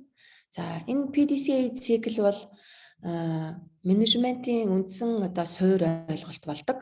P төлөвл, хийснийгээ шалгасныгаа дахиад одоо сайжруул, тэгээ дахин төлөвл гэсэн PDCA буюу төлөвл, шалга, сайжруул гэдэг энэ циклэр энэ чанарын удирдлагын тогтолцоо өөрөө ирэх юм. Зөвхөн чанарын удирдлагын тогтолцоо гэхгүйгээр ер нь бусад бүх стандартууд, ISO-гийн стандартууд яг энэ тогтолцоог, яг энэ одоо циклийг одоо өөртөө агуулсан байж идэг. За тэгэхээр энэ төлөвл гэдэг энэ үгний доотлолт нэг юм 6, 7, 8 гэдэг ингээд нэг юм тоонууд байгаа тийм. За энэ бол стандартын шаардлагын одоо бүлгийн дугаар гэсэн үг. Төлөвл гэдэг бол 6 дугаар бүлэг бол 6 дугаар бүлэг дээр төлөвлөлт орж ирдэг байна. 7, 8 дугаар бүлэг дээр буюу одоо дэмжих үйл ажиллагаа буюу яг энэ хийх үйл ажиллагаа гарч ирдэг. За 9 дугаар бүлэг бол гүйцэтгэлийг үнэлэх дотоод аудитын хэсэг орж ирж идэг. 10 дугаар бүлэг бол сайжруулалт гэсэн ингээд бүлгийн тоонуудаа гэсэн үг. За энэ схем дээрээс энэ схемийг л их сайн одоо мэдээд авчих юм бол стандартын үндсэн одоо логик агуулгыг ойлгоод авчиж байна гэсэн үг. Одоо логикийн одоо философийг ойлгоод авч байна гэсэн санаа. За байгууллага төлөвлөлтийг хийдэг тийм. Төлөвлөлтийг хийхдээ заавал байгууллагын нөхцөл байдал буюу бид хийм бэ гэдэг зүйлийг онцлох, тодорхойлох ёстой шүү гэж байгууллагын стандарт заадаг байна. Стандартын 4-р бүлэг дээр байгууллагын нөхцөл байдлыг ойлгох, тодорхойлох гэдэг хэсэг үүж идэг. За тэгэхээр манай бизнесийн байгууллагууд яадаг вэ гэхээр төлөвлөлт хийдэг. Ер нь бол бүгд л хийдэг. Жил болгоны 12 дугаар сард төлөвлөлтийг хийдэг те. Ирэх жилийнхаа төлөвлөлтийг хийдэг. Ихэнх байгууллагууд бол за борлуулалтын төлөвлөгөөг бол их сайн хийдэг. Борлуулалтыгаа өнгөрсөн жилийн борлуулалт хэд байсан, хэдэн хувь байсан, эсвэл хэдэн төгрөг байсан, хэдэн тоош ихэг байсан, тэрийг нэмэгдүүлсэн, за тодорхой хувиар нэмэгдүүлсэн байдлаар төлөвлөлтийг гаргадаг. За үйл ажиллагааныхаа хувьд бол тэгэл бодож байгаа л гаргадаг шүү дээ, тэ. Тэгээ нэг төлөвлөлтийг хийдэг, тэгээ нэг хэрэгжүүлэлтийг хийдэг, тэ. Ингээ явдаг. Тэгэхээр стандарт өөрөө төлөвлөлтийг хийхдээ зүгээр л ажилтнууд өөрсдийнхөө бодож байгаа л за ийм тийм хийгээл ингээл ботхосоо илүүтэй бодож одоо төлөвлөхөөс илүүтэйгээр байгууллага эхлээд онцлох ёстой. Бид хий юм бэ? Бид ер нь хаана явж байна? Тэ бидний ер нь давуу тал сул тал юу вэ? Биднэрт ямар боломж бол ямар эрсдлүүд харагдаж байна вэ гэдгийг зөвхөн нэг хүн биш тэ байгууллагын удирдлагын багаараа менежментийн түвшинд ажиллаж байгаа бүх хүмүүс нийлж агаад нөхцөл байдлаа онцлох ёстой. Гадаад болон дотоод нөхцөл байдлаа тодорхойлж, оншилж, түүн дээрээ үндэслэж төлөвлөлтийг хийшүү гэж байгаа. За мөн сонирхогч талуудын эрэлт хэрэгцээ гэдэг. Танай байгууллагын үйл ажиллагаанд шууд болон шууд бусаар нөлөөлдөг маш олон нөлөөлдөг сонирхол бүхий хүмүүс, хувь хүн, аж ахуйн нэгж байгууллагууд байж идэг. Сонирхогч талууд танай үйл ажиллагаанд шууд болон шууд бусаар нөлөөлдөг. Энэ нөхдүүд чинь та нараас яг юу хүсэж хүлээдэг юм? Тэр шаардлагад нь та нар ер нь хэр хэмжээнд хангаж ажиллаж чадж байгаа. Хэрвээ бүрэн хэмжээнд хангаж чадахгүй байгаа бол энийг хэдүүлээ эрсдэлгэж үзээд хэдүүлээ төлөвлөлтөндөө оруулаад шаардлагыг хангах хэмжээнд хангаж ажиллая гэдгийг бодолцсон шүү гэж. За харилцагч хэрэглэгч үйлчлүүлэгч гэдэг бас нэг хэсэг байна. Харилцагч хэрэглэгч үйлчлүүлэгч та нараас яг юу хүсэж байна? Юу хүсээд байна те? Тэдгээрийн хүсэлтэд бид нар ер нь хэрхэн нийцэж ажиллаж чадж байгаа вэ? Тэдгээрийн шаардлагыг бид нар ер нь хэр хэмжээнд хангаж байгаа юм бэ гэдэг эдгээр хүчин зүйлүүдийг бид нар заавалчгүй тооцож үзчихээж, үнэлж дүгнжээж төлөвлөлтийг хийшүү. Зүгээр л за хэлцнэгжүү төлөвлөлтөө гаргаараа гингүүт л хэлцнэгжийнхэнтэй бодож байгаа л за энийг хийчихвэл ингээд нэг ажил хийцэн болох юм уу? Эсвэл одоо юу гэдэг чинь тэрийг хий, энийг хийгээ цаг үеэ олоогүй ч гэдэг юм эсвэл нөгөө шаардлагыг хангах хэмжээнд те ажлыг төлөвлөж бас чадахгүй байгаа тохиолдлууд байж идэг. Тэгэхээр бид нар төлөвлөлт хийхдээ заавал эдгээр зүйлүүдийг үнэлж дүгнэж авч үзчихээж хилэлцчихээж төлөвлөлтөө хийшүү. За ингээд төлөвлөсөн бол төлөвлөснөө хийж хэрэгжүүлнэ. Хийж хэрэгжүүлнэ. Хэрэгжүүлснийхэн дараа бид нар ямар хэмжээнд энэ бидний нөгөө төлөвлөсөн ажил чинь хэр хэмжээнд хийгдэж байна вэ? Болж байгаа нь юу вэ? Яагаад зарим юмнууд нь биелэхгүй байна гэдэг дээр өөрөөсдийгөө үнэлж дүгнэж дотоод аудитыг хийнэ гэсэн үг. Энэ дотоод аудит энэ гүйцэтгэлийг үнэлгээ хэсэг дээр бол дотоод аудитын сургалтыг бас ордог. Дотоод аудиторуудыг бэлтгэдэг. Ингээд байгууллагатай дотоод аудитыг хийдэг. За ингээд бид нар хийсэн төлөвлөөд хийсэн зүйлээ бид нар шалгаж үздэг юм байна. Шалгаад хаана ямар алдаа байна? Бид нар дахиад энэ алдаа гаргахгүй тулд юун дээр ажиллах уу? Дараа жил бид нар яг юуг сайжруулах уу гэдэг сайжруулалтын ажлуудыг гаргаж ирдэг. Тэгээд энийгээ төлөвлөлтөндөө дахиад ашигладаг гэсэн. Ингээд PDCA цикл иргэдэг. За гол нь бол мандайлал гэдэг хэсэг энэ циклийн PDCA циклийн голд нь ороод ирсэн байж идэг. Энэ сум бас их утга учиртай. Энэ дөрвөн үйл явцад сум нь хоёр тишээгээ харсан буюу төлөвлөх, хийж хэрэгжүүлэх, хянаж шалгах, гүйцэтгэлийг үнэлэх, сайжруулах гэдэг энэ дөрвөн процесс дээр дөрвөлөнд нь манлайлал гэдэг зүйл орох юм аа. Манлайлал гэдэг зүйл нь өөрөө яг юу гэсэн үг юм бэ гэдгийг бас стандарт бас нарийн гаргаж тодорхойлж өгсөн байж идэг тийм. Зөвхөн удирдлага өөрөө манлайлахыг хэлж байгаа юм уу? Эсвэл манлайлалыг хэн хэрхэн яаж үзүүлэх юм бэ гэдгийг бол ингээд зөвлөх үйлчилгээний өрөөнд маш дэлгэрэнгүй тайлбарлаж өгдөг. За ингээд энэ PDCA цикл гэсэн энэ циклд стандартын шаардлагууд өөрөө хуваагддаг. Бид тасралтгүй эргэх энэ төлөвлөх, шалгах, сайжруул гэдэг энэ процессор иргэдэг. Ингээд бид нар энэ стандартыг үндсэндээ байгууллагатаа хэрэгжүүлж нутагшуулснараа хамгийн гол чиглэл, зорилго, алтан гадас одно гэх юм бол хэрэглэгчийн сэтгэл ханамжийг өндөрт байлгахад чиглэлдэг стандартаа гэж ойлгож байна. Хэрэглэгчийг happy байлгах зорилготой л гэж ойлгож байна. Хэрэглэгчийг happy буюу хэрэглэгч сэтгэл ханамжтай байна гэдэг чинь танах зохих ёсны шаардлагуудаа хангаж ийн чанартай бүтээгдэхүүн үйлчилгээг тогтмол шүү. Тэ? Ингээл заримдаа ингээл чанартай, заримдаа чанар багтаач гэдэг юм. Ингээд нэм тогтмол биш. Ийм биш те. Тогтмол ингээд үзүүлж чадчихээн. хэрэглэгчийг happy болгож чадчихээн. Хэрэглэгч happy байна гэдэг чинь танаа бүтээгдэхүүн үйлчлэгээний чанар эргийг цаашлаад танаа нөгөө ашиг орлого гэдэг зүйл чинь нэмэгдэх. Ийм зорилго чиглэлтэй ийм стандартаа гэж ойлгож болно. За тэгээд энэ стандартын энэ одоо схем одоо энэ зураглалыг одоо байгууллагт нэг удаа л ингээ хэрэгжүүлдэг юм үгүй.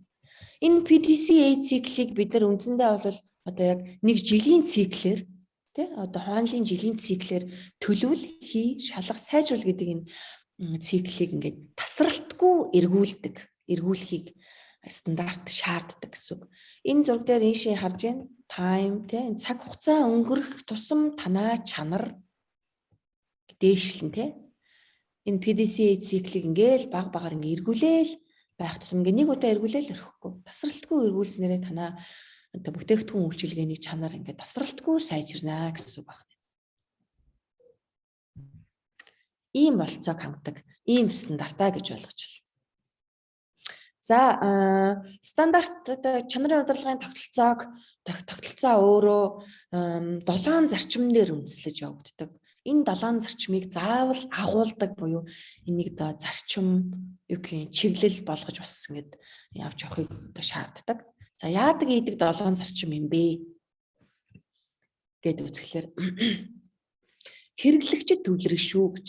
Нэгдүгээр зарчимд нь хэрэглэгчид төвлөрнө. Яаж төвлөрөх юм? Хэрэглэгчийн сэтгэл ханамжийг үнэлдэг, дүгнэдэг. Хэрэглэгчийн дуу хоолойг сонсдог. Хэрэглэгчээс ирж байгаа санал гомдол хүсэлтийг хүлээж авдаг. Тэдгээрийг шийдвэрлэх энэ процесс нь тодорхой байдаг.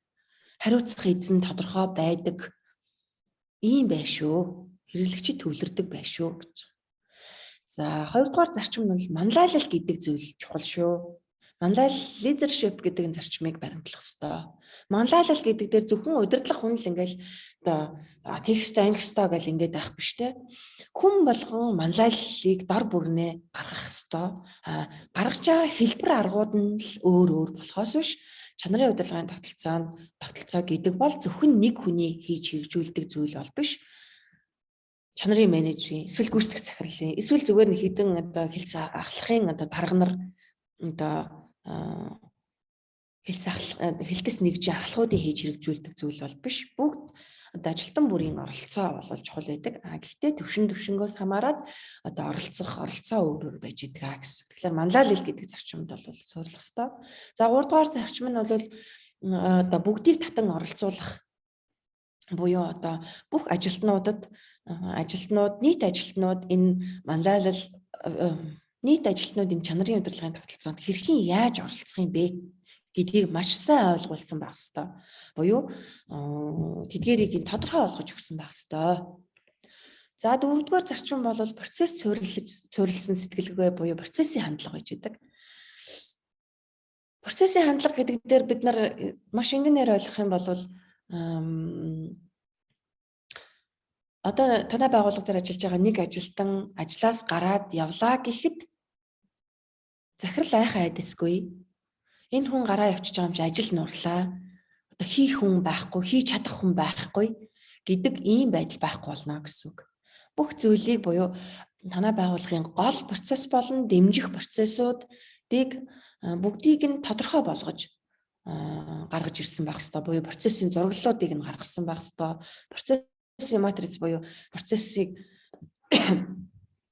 тухайн процессыг оролт гаралт тухайн процесс ямар нөөц шаардагддгийг хэн энийг ажилуулдгийг энэ процессыг хэрхэн яаж ажилуулахын ямар баримт бичиг дүрм журмыг энэ мөрдлөг болгохын энэ процессыг сайн болсон муу болсон гэдэг дээр ямар гүйцэтгэлийн үнэлгээгээр үнэлэхийн энэ процесс дээр ямар хэмжих нэгжийг ашиглахын ямар эрсдлүүд гарч болохын гэдэг тухайн процесстэй холбоотой бүх зүйлийг тодорхой олгож өгөхийг хэлдэг. Тэгэхээр энийг бид нэр байгууллагадаа бий болгосноор хүнээс хамааралтай биш. Хин нэгэн ер нь зүгээр байгууллага дээр ажиллах анзаарч явах нэг даам гарцсан ажилтнууд гэж яддаг шүү дээ. Даам гарцсан гэдгээ бүр мэдэрсэн өөрөө. Тэгээ би энэ ингээл те гарлаа гэж ингээ хэлэх юм бол захирлууд одоо бусад хүмүүс нь бүнжигнөөл. Тэгээ энэ хүнээ надаас өөр хүн одоо хийж чадах хүн байхгүй. гэдэг ийм ойлголтыг халж хаянаа гэсэн үг байхгүй юу? Ямар ч хүн ажлаас гарсан дараагийн ажилтан ороод ирэхэд тухайн процесс тодорхой байх хэрэгтэй гэдэг юм шаардлагыг тавьж байна гэсэн үг. За дараагийн зарчим бол сайжруулалт. Бид тасралтгүй сайжруулалтын ийм үзэл санаатай буюу ийм зарчмыг баримталж ажиллана. Аливаа алдаа дутагдал зөрчил гарлаа гэхэд тэрэнд төрүүлж ял шийтгэл арга хэмжээ тооцохоос илүүтэйгээр бид нар үндсэн шалтгааныг нь олох. Яг энэ юунаас болов? Энийг дахин гаргахгүй тулд бид яг юу хийх ёстой юм бэ? Тэ? Дандаа сайжруулалтын процесс дээр сайжруулалтыг бид нар урьдчилж болгоно. Тэ? Тасралтгүй сайжруулах ёстой. Сайжруулалтанд эцэс төгсгөл гэдэг зүйл байхгүй гэдэг ийм зарчмыг бол энэ стандарт өөр агуулдаг. За 6 дахь зарчим бол нотлохоон суурилсан шийдвэр гаргалт. За энэ бол бас их чухал. Байгууллага дээр бол яг үндсэндээ бол их олон байгууллага дээр ингээ ажиллаж байгаад анзаарч хахад бол удирдлууд бол маш сайн ярьж чаддаг. Амар сайн ярьж чаддаг, өөрийгөө илэрхийлдэг, тийм хүний үгэнд авдаг, ингээ автдаг, шийдвэр гаргадаг ийм тохиолдол зөндөө иждэг. Тэ? Амар сайн ярьж чаддаг, чихэнд захирлын чихэнд очиод тэ станаараа энэ өстө болохгүй нэ да энийг л шийдмээр гэх юм бол захирал очиод за нэрэл тийм байх гэл ингээ шийддэг ч гэдэг юм уу. Эсвэл магадгүй өөрийгөө сайн илэрхийлж чаддгүй тэ. Дуусуултаа ч гэдэг юм ийм хүн байлгээд тэр хүний асуудал шийдэгддэг ч гэдэг юм. Ийм тохиолдлууд бол мэрсэр байдаг. Тэгэхээр бид бол энэ чанарын удирдлагын тогтолцоо бол аливаа шийдвэр гаргалтыг заавал нотлохоон суурилсан буюу бодит нотлохоон суурилсан шийдвэр гаргалтыг гаргаж байна шүү. Энэ нотлохоон суурилсан шийдвэр гаргалтыг хэрхэн яаж гаргах юм бэ гэдэг асуудал гарч ирнэ тэ. Тэгэхээр шийдвэр гаргалтанд нөлөөлж байгаа хүчин зүйлүүдийг бид нар чанарын удирдлагын тогтолцоог хэрэгжүүлснээрээ дата мэдээллүүдийг үүсгдэг. Ингээд дата мэдээлэл дээрээс үндэслэж бид нар шийдвэр гаргадаг. Нотлохоон суурилсан шийдвэр. Хин нэгэн сайн ярьж чаддаг хүний амаар биш гэсэн үг тийм. Нотлохоон суурилсан шийдвэр гаргалтыг зарчим болгодог. Ингийн тулд бол маш олон ажлуудыг бас хийдэг. За хамгийн сүүлд нь бол хамтын ажиллагааны менежмент. Энэ чанарын удирдлагын тогтолцоо гэдэг зүйлийг бол удирдлагын төвшинчдэр гүйцэтгэлийн төвшинчдэр бүхэл төвшөндөө яг ойлгож энэндээ хэрхэн яаж нийцэж ажиллах уу, бүх ажилтнуудын оролцоо чухал гэдгийг илэрхийлдэг ийм зарчим байж байгаа гэсэн үг. Ийм зарчим дээр чанарын удирдлагын тогтолцоо бол явагддаг гэсэн үг. За маш товчхон ингээд чанарын удирдлагын тогтолцооны талаар ингээд ойлголт өгөхөд бол ийм байна. За миний ярих цаг өөрөө бас хязгаартай байгаад байгаа. Тэгэхээр би дараагийн хэсэг рүүгээ орох гэж байна. Дараагийн хэсэг бол чанарын удирдлагын тогтолцоог ер нь байгууллагатай хэрэгжүүлэхийн ач холбогдол болон зөвлөхүүлчилгээний талаар товчхон бас мэдээллийг өгье гэж бодож байна. За тэгээд миний ярих зүйлс дууссаны дараа та бүхэн чөлөөтэй асуулт хариултын нэг 10 минутыг гаргая гэж бодож байна. Болж гэнэ үү? За энэ чанарын удирдлагын тогтолцоо гэдээ байгаа зүйл 991 гэдэг байгаа стандартыг байгууллагада хэрэгжүүлснээрээ яг үнэндээ бол ингээл өргөс авж байгаа юм шиг те ингээл айгүй гоё болол гинт амар гоё болол бүрстэй гинт ашиг орлого чинь өстой нэрэ нэмэгдээл те тийм болно гэж тийм хүлээлттэй байх хэрэггүй. Чанарын удирдлагын тогтолцоог байгууллагатай яг мөн чанараар нь ойлгоод хэрэгжүүлээд ингээд явах нь өөрөө танаа байгууллагын чинь тогтвортой хөгжлийн үндэс болдог. Тогтвортой хөгжлийн чинь үндэс суурь нь болдог гэсэн үг. Амар ингээл ашиг орлого чинь гинт нэмэгдээл зүгээрстэй бүүн болоод тийм бол байхгүй. Танаа байгууллагын чинь менежменттэй, зохион байгуулалттай тогтвортойгоор сайжрах, дандаа тогтвортойгоор өсөх юм болцоог бий болгодог гэсэн үг. За, чанарын удирдлагын тогтолцоог байгууллагт хэрэгжүүлснээрээ бид эрсдлийг зохион байгуулалттайгаар бүр эрсдлийг урьдчилж харах. Гинт эрсдэлтэй тулгардаг штэ бид нар. Тэнгүүтэл за одоо яах вэ ийх үү гээл те сандралдаал Тэгэл тухайн үедээ зөв буруу шийдвэрийг гаргаад тэгэл цаашилдаг. Тэгвэл чанарын удирдлагын тогтолцоог байгууллагуудаа хэрэгжүүлснээрээ бид нар эрсдлийг урьдчилж харах ийм нүдтэй, ийм боломжтой болдог. За тэгээ эрсдлийг бид нар олж харснараа бид нар энэнийг хэрхэн байгууллагатаа одоо аюул багтай гэтлэн гарах, даван туулах ийм одоо төлөвлөгөөтэй ийм хариу үйлдэлтэйгээр ингээд сууж чаддаг болдгоо гэсэн үг. За чанарын удирдлагын тогтолцоог мөн байгууллагатай хэрэгжүүлснээрээ танаа дээр борлуулалт болон маркетинг талаасаа бас мэдээж эерэг имиж, сайн имиж болж өгдөг. Учир нь ер нь бол одоо бол байгууллагууд мэдэрдэг болсон байна. Чанарын удирдлагын тогтолцоо 9001 стандартыг хэрэгжүүлсэн байгууллага юм чин одоо эднийх ийм л тогтолцоотой байгаа. Эднийх чанарын хяналтаа хийдэг тий ингэж одоо дотоод аудит хяналт шалгалтаа хийдэг, ингэдэг тэгдэг гэдэг ингээд байгууллага хоорондоо хэдий өөр салбарч вэ нэг хэлээр ойлголцох тогтолцоог нь ойлгож чаддгаа гэсэн үг. За эднийх чанарын удирдлагын тогтолцоо хэрэгжүүлсэн байгаа юм чинь эднийх ингэдэг байгаа. Ийм зүйлүүд авч хилэлцдэг, энийгээ ингэж те үзэж хардаг, ингэдэг ийм дотоод зохион байгуулалттай байх ёстой гэдэг ийм ойлголттой болчдөг. За мэдээж эерэг энэ стандартыг хэрэгжүүлснээр байгууллага ажилтнуудаа бол байнга тасралтгүй сургаж хөгжүүлэх ийм одоо тогтолцоо процедур байгууллагад бий болдгоо гэсэн. За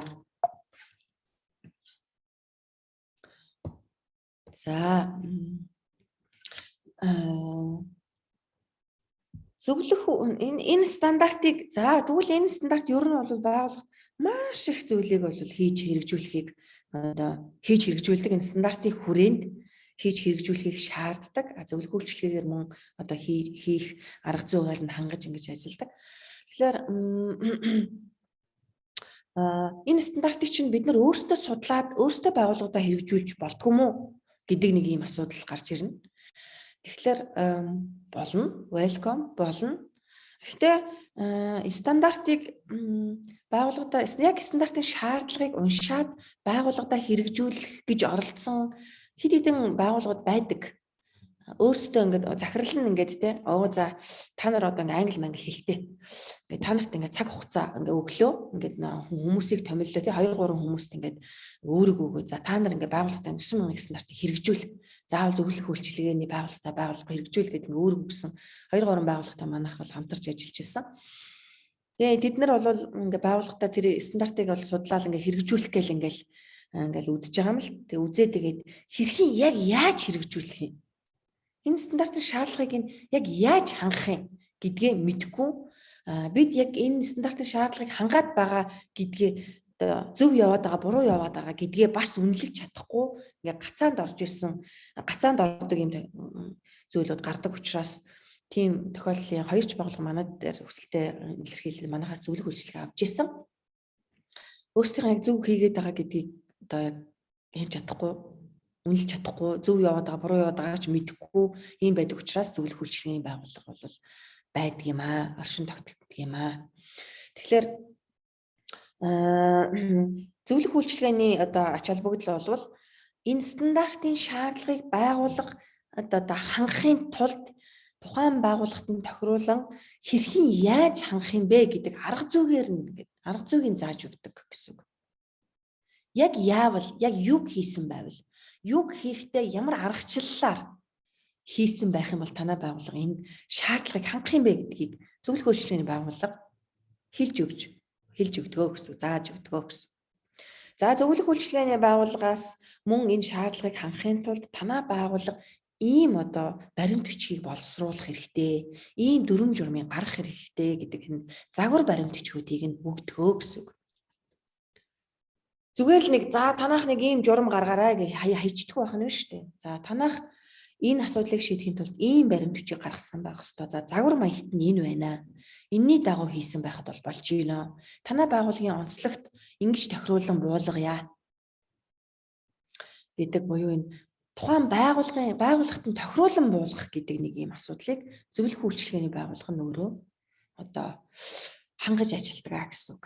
Тэгэхээр стандартын шаардлагыг байгууллага бүр харилцан адилгүйгээр байгууллагатай одоо хангаж ажилладаг гэсэн үг. Тэгэхээр энэ стандартын шаардлагыг тухайн байгууллагын онцлог, чадвар, чадвах тэ одоо үйлчлэг одоо салбар чиглэлтэнд тохируулан буулгадаг гэсэн үг. За жишээ нь би зөвлөх үйлчилгээний байгууллагыг ойдлчоон гэж бодох юм бол тухайн хүнд таарсан хувцсыг нь хийж өгдөг гэсэн үг. Таарсан, томдсон хувцс биш. Хувцлал хувцс шүү дээ. Яг үндэ бол тий хувцс бол хувцс тийм үү? Хувцс гэдэг нь шаардлага гэсэн үг тий. 91 стандартын шаардлага гэсэн үг. Хувцс бол хувцс гэдэг утгаар нь одоо май гэдэг өгөх биш. Таарсан, зохисон хувцсыг нь ойж өгөх нь ойдлчны одоо ур чадвар, сэтгэл хандлага байдаг. Тэгэхээр зөвлөх үйлчилгээний одоо онцлог бол тухайн байгууллагын онцлог том, жижиг одоо чадхаас нь хамаарат мөн хүлээж авах аппетитаас нь хамаарат энэ 91 стандартын шаардлагыг нь тохируулан буулгаж зөвлөдгөө гэсэн ийм онцлогтой байдаг гэсэн. За тэгэхээр нөгөө нэг зөвлөх үйлчилгээ окей. За тэгвэл энэ зөвлөх үйлчилгээг чинь ер нь авах зүйтэй юм байна. Хэрхэн яаж авах юм бэ? Яаж эхлүүлдэг юм бэ гэдэг нэг асуудал гарч магадгүй. Тэгэхээр зөрүүний шинжилгээ гэдэг нэг асуудал гарч ирдэг. Аль хэдийн байгууллагууд 9001 стандартын шаардлагуудын заримыг нь аль хэдийн өөрсдөө мэдэхгүйгээр хангаа явж идэг. Заримыг нь бол огт хангаагүй явж идэг. Гэт харилцаа адилгүй байж идэг. Тэгэхээр зөрүүний шинжилгээ буюу gap analysis гэдэг зүйлийг бол зөвлөх үйлчилгээ эхлэхээс өмнө хийдэг. Яг 9001 стандартын шаардлагаар шалгуур болгоод аудит хийнэ гэсэн үг зөвлөх үйлчилгээний байгууллагаас. Хийгээд за танай байгууллага 91 стандартын энэ шаардлагыг нэлээд дайжгүй хангаж байна. Энэ шаардлагуудыг огт хангахгүй байна. Энэ шаардлага нь за хагас дутуу хангагдчих байна ч гэдэг юм уу. Ингээд хэр хэмжээтэй байгаа юм бэ гэдгийг чинь тодорхойлж өгдөг гэсэн үг.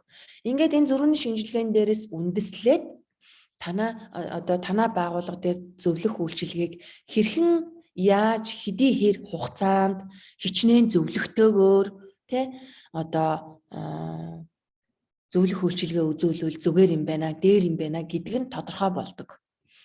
Хэдий хэр хугацаанд ямар зөвлөх хичнээн зөвлөхтэйгээр яг ямар зөвлөх үйлчилгээний зөвхөн сургалт өгөхөд л танад хангалттай юм байна. Эсвэл бүр иж бүрэн зөвлөх үйлчилгээ өгвөл зүгээр юм байна гэдэг ингээд зөвлөх үйлчилгээний төрлүүд болон зөвлөх үйлчилгээний үн, хугацаа эдгээр тодорхой болж ирдэг гэсэн үг.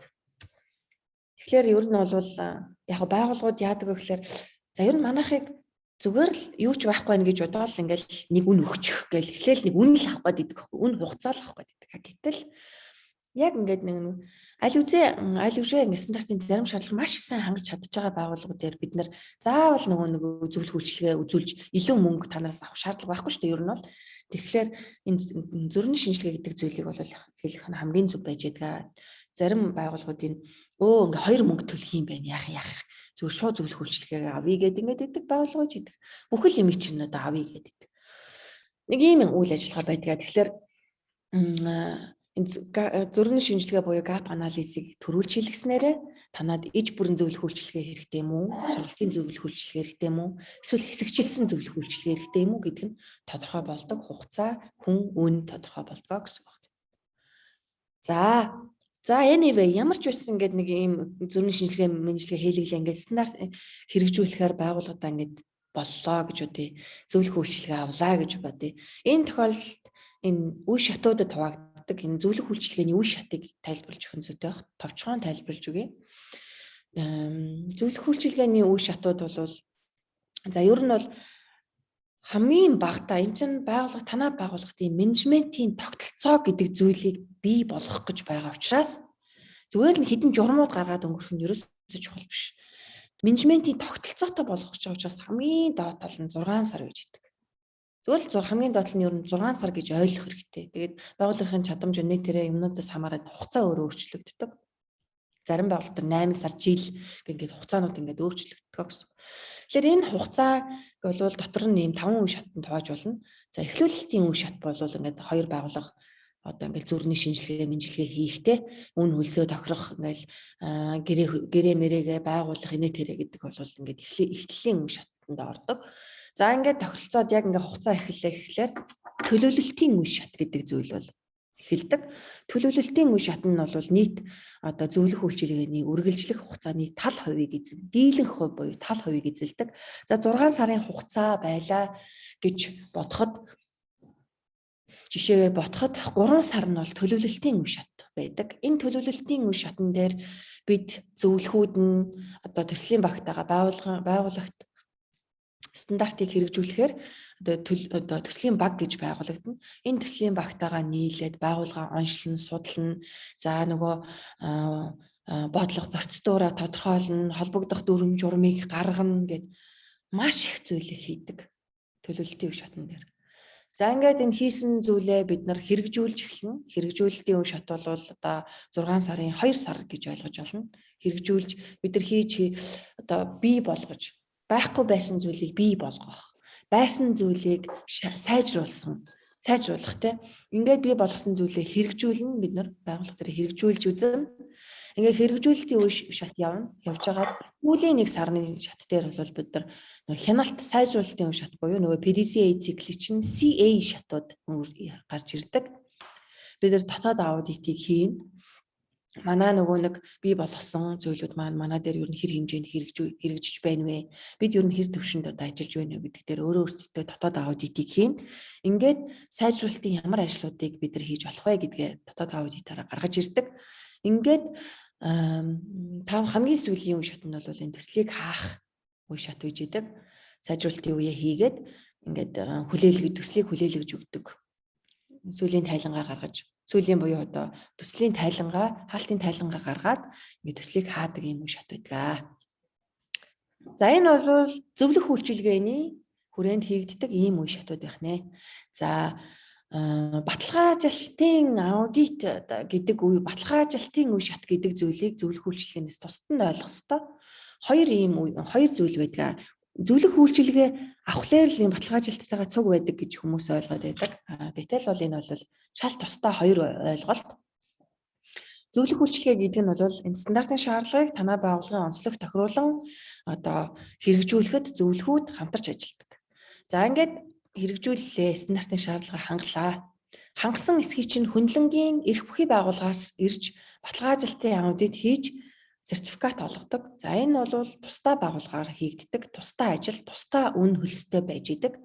Баталгаажлалтын аудитыг ямар байгууллага дотоодоосоо баталгаажлалт хийх юм уу, гадны байгууллагаар хийх юм уу гэдгээ, ямар байгууллагаар хийх юм бэ гэдгээ тухайн байгууллагаас одоо өөрсдөө шийддэг, сонгодог. За энэ зөвлөх үйлчилгээ баталгаажлалтын энэ одоо чиглэлээр байгууллагууд маань сайн ойлголтгүй байдаг учраас энэ дээр бол зөвлөх үйлчилгээ үзүүлж байгаа байгууллагууд нь одоо санал болгодог. За танах ийм байгууллагуудаас авч болно.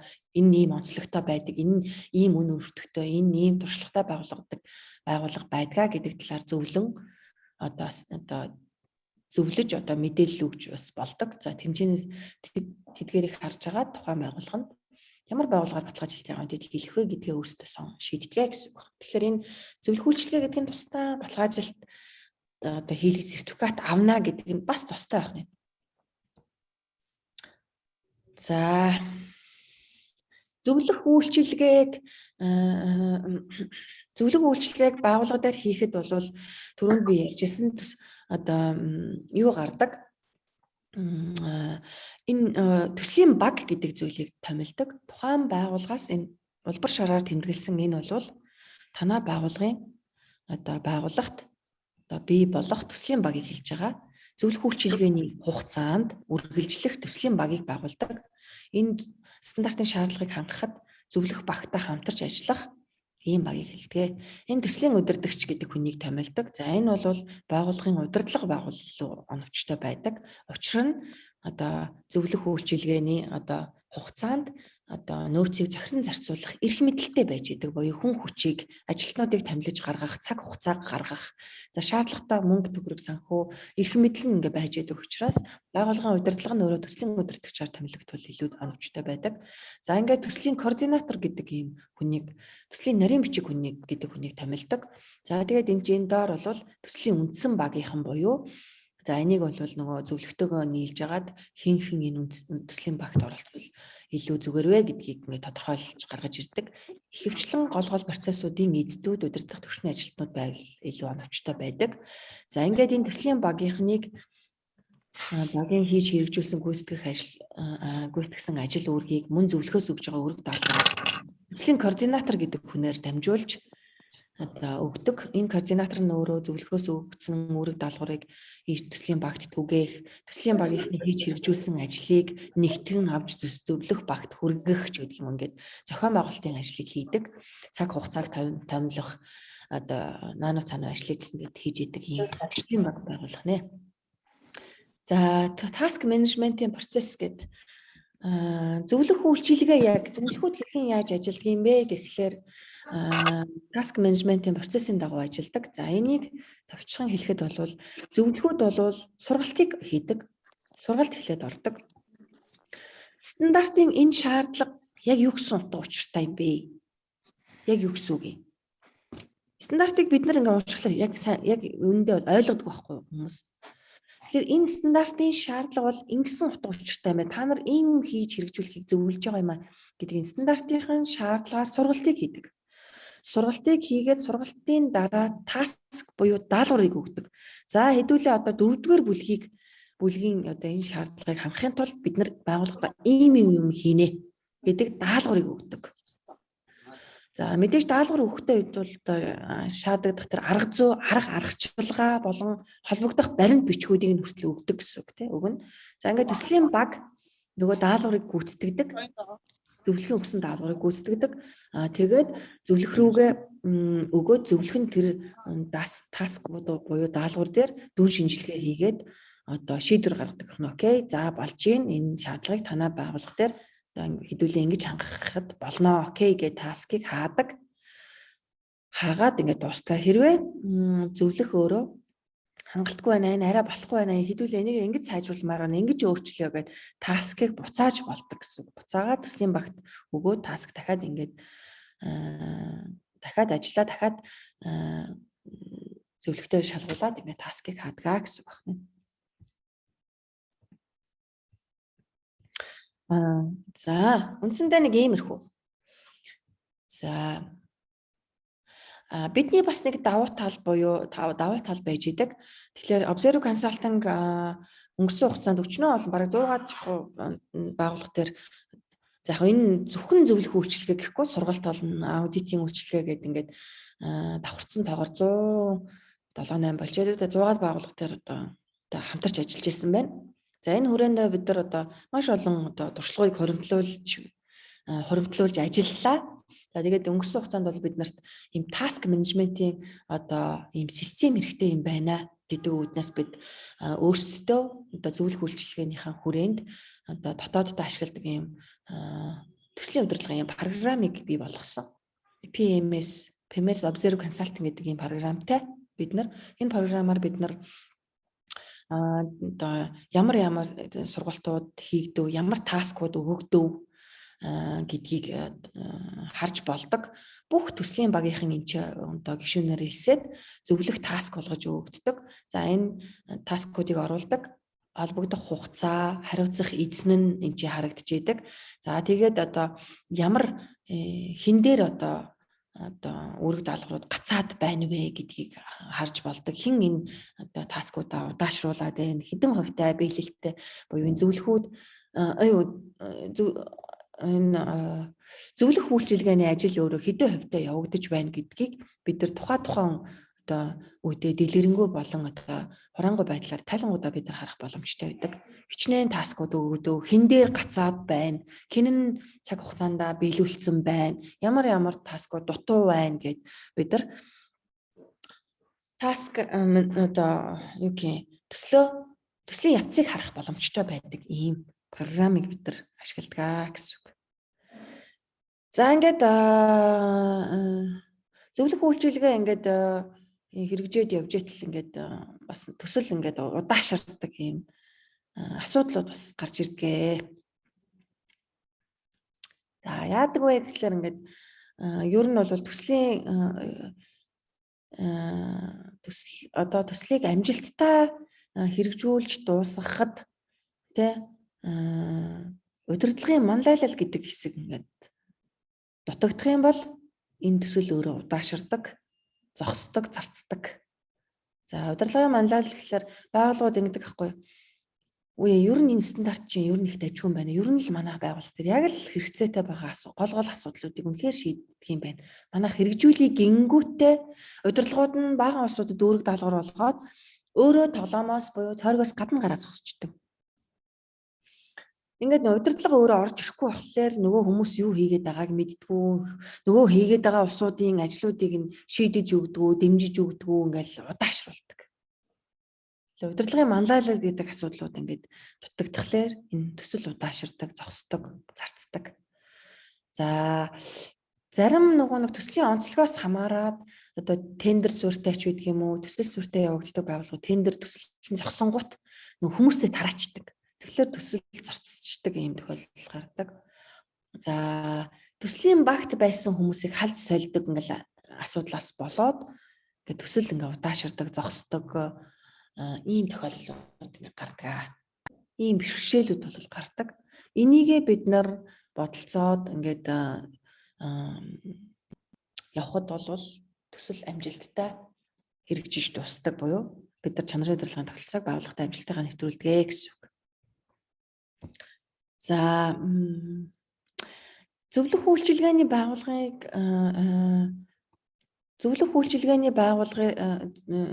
үйлчилгээний одоо ёс зүй хариуцлага гэдэг юм байдаг. Тэгэхээр яг үүндээ бол зөвлөх үйлчилгээний яг зарим байгууллагууд ингэдэг л дээ.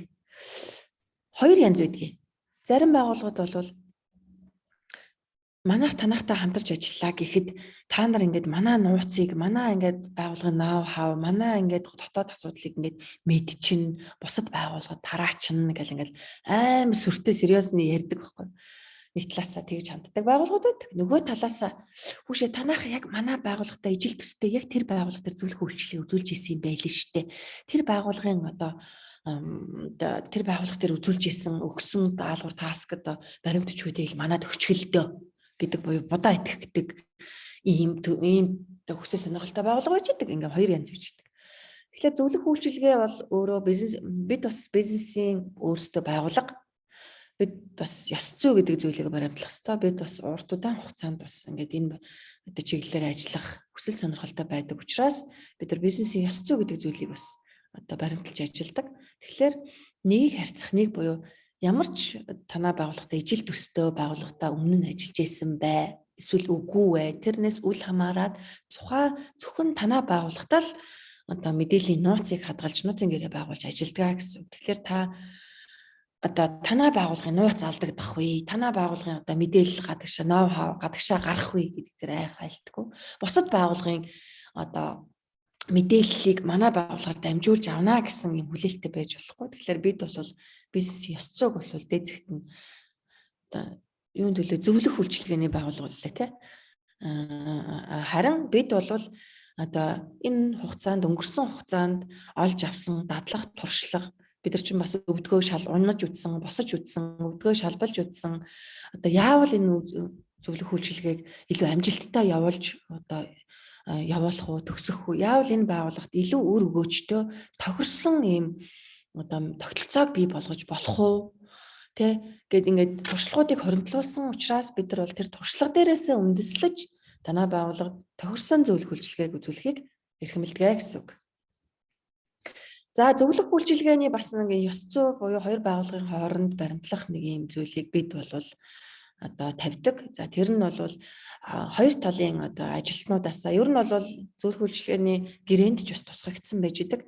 Хоёр талын ажилтнуудаасаа санал тавихгүй гэдэг ийм зүйлийг бол бид тусгадаг. Яг нөгөө энэ юу гэсэн үг вэ гэхээр бид танай ажилтнуудаас тэ танаа сайн байсан үйлдвэрийн дарга танаа сайн менежерүүдийг бид нар санал болгож өөр байгууллагад санал болгохгүй одоо өөрийн байгууллагад авахгүй зөвлөх үйлчилгээний байгууллагад ажиллаж байгаа зөвлөхүүдээс та нар одоо сугалж авахгүй гэсэн ийм хоёр талын гэрээ хийдэг гэсэн үг. Ер нь бол нөгөө өмнөх туршлагуудаас л одоо гарч ирж байгаа юм л да. Ажиллаж байгаа зөвлөхүүдээ манад ийм захирлаар үлдээч, тийм даргаар үлдээч гэл ингээд санал тавиад байдаг ийм тохиолдлууд гардаг гэсэн. Тэгэхээр хоёр талын ажилтнуудаас сугалахгүй гэдэг ийм ерөнхий нөхцөлийг бол зөвлөх хөгжлийн гэрэн дээр тусгадаг. За зөвлөх үйлчилгээ үзүүлсэн тохиолдолд манай одоо зөвлөх үйлчилгээний байгууллага бол байгууллагад том үйл тохирол илрүүлэхгүй байх хэмжээнд зөвлөж ажиллана гэдэг.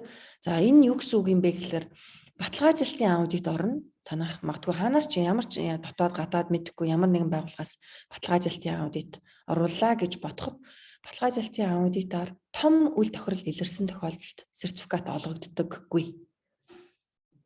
Тэгэхээр зөвлөх үйлчилгээний байгууллага бол амлалт өгж гинэ гэсэн үг байна шүү дээ. Том үйл тохирол илэрхгүй байх хэмжээнд бид бол зөвлөж ажиллана. Жижиг үйл тохирлыг бол илрүүлэхийг бол ямар ч зөвлөх үйлчилгээний байгууллагууд зөвшөөрнө. Аудиторууд ч өөрсдөө зөвшөөрдөг гэсэн. Одоо зөвлөх үйлчилгээний байгууллага зөвшөөрнө. Учир нь аудитор хүн болгоны нүд өөр байж идэг, юу гэж дүгнэх нь өөрөөр байж идэг. Жижиг үйл тохирлыг бол бид нар тодорхой хугацаанд одоо засаад гарах боломжтой байж идэг. Аль аль нь хүлээн зөвшөөрдөг. Тэгэхээр бид нар том үйл тохирлол гарахгүй хэмжээнд зөвлөж ажиллагаа гэсэн. If хэрв тийм ээ. Яг өнгөрсөн хугацаанд бид нар том үйл тохирлол гарч исэн одоо түүх алга мод огчдүүд том үйл тохирлол гараагүй байна. Хэрв гарсан тохиолдолд одоо бид нар зөвлөх үйлчилгээний хугацаа дууссан ч бай. Одоо үн төлбөргүйгээр хугацааг одоо сунгаад ажиллана гэсэн үг байна тий. Ийм амлалтыг бол бид өгж ажиллагаа гэсэн үг байна. Зөвлөх үйлчилгээ бол яагаад зөвлөх үйлчилгээ ямар байгууллагад ямар үн цэнийг өгдөг юм бэ гэхлээр бид нарт одоо PDCA циклийг зөвлөхүүдтэй хамт эргүүлэх тий. Чанарын удирдлагын тогтолцооны энэ тогтолцоонд өөрт нь байгаа энэ PDCA циклийн төлөвлөлийг шалгах сайжруул гэдэг циклийг зөвлөхүүдтэй хамтдаа буюу мэрэгшсэн туршлагатай ийм зөвлөхүүдтэй хамтдаа эргүүлэх ийм бололцоо олддог. Зөвлөхүүд чиглүүлж өгдөг, дэмжиж өгдөг, тусалж өгдөг, хамтдаа эргүүлэх бололцоо олж өгдөг гэсэн. Тэгэхээр зөвлөх үйлчилгээний хүрээнд PDCA цикл нэг удаа бүтэн эргэдэг байх нэ гэсэн.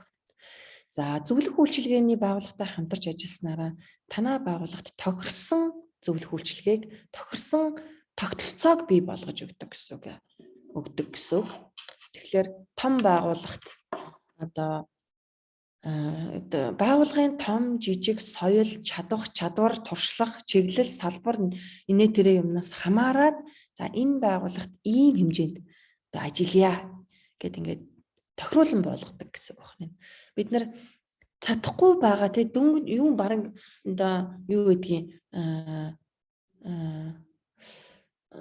хүний нөөцийн менежер ч байхгүй байгууллагт те хүний нөөцийн одоо менежер байхгүй хүний нөөцийн менежментийн тогтолцоо менежмент бүрэн хэмжээнд хэрэгждэггүй байгууллагт бид нар томдсон дээл өмсүүлэх гэх те одоо скил матрис буюу одоо ур чадрын матрис гаргаж ур чадрыг нь үнэлгээл амар томдсон зүйлийг хийж ерөөсө болохгүй байхгүй. Тэгэхээр яг тохирсон ажлуудыг нь бид нэр одоо санал болгож тохируулдаг гэсэн. За дараа нь болохоор зөвлөх үйлчилгээний байгууллагатай буюу манайтай хамтарч ажилласнараа бид бол зөвхөн нэг хэсэг хугацаанд 6 сар магадгүй 8 сарын хугацаанд ажиллаад ингээ өнгөрөхөөсөө илүүтэйгээр бид нар одоо lifetime partner буюу одоо насан туршийн партнер болж ажиллахыг ийм хамтын ажиллагааг бид бол өөрсдөө эрхэмлдэг. Одоо хаана л одоо юу вэ? Хүүе танаа байгууллага чинь тэрэнд ийм сургалт хэрэгтэй байна. Ийм сургалтанд суугаараа. Манай дээр ийм болох ч шүү. Ийшээ та нар тэрийгээ суулгаараа. Ингэх чинь гэд байнгын эргэх холбоотойгоор хамтарч ажиллахыг ингээд илүүд үздэгэ гэсэн үг. Бид бол. За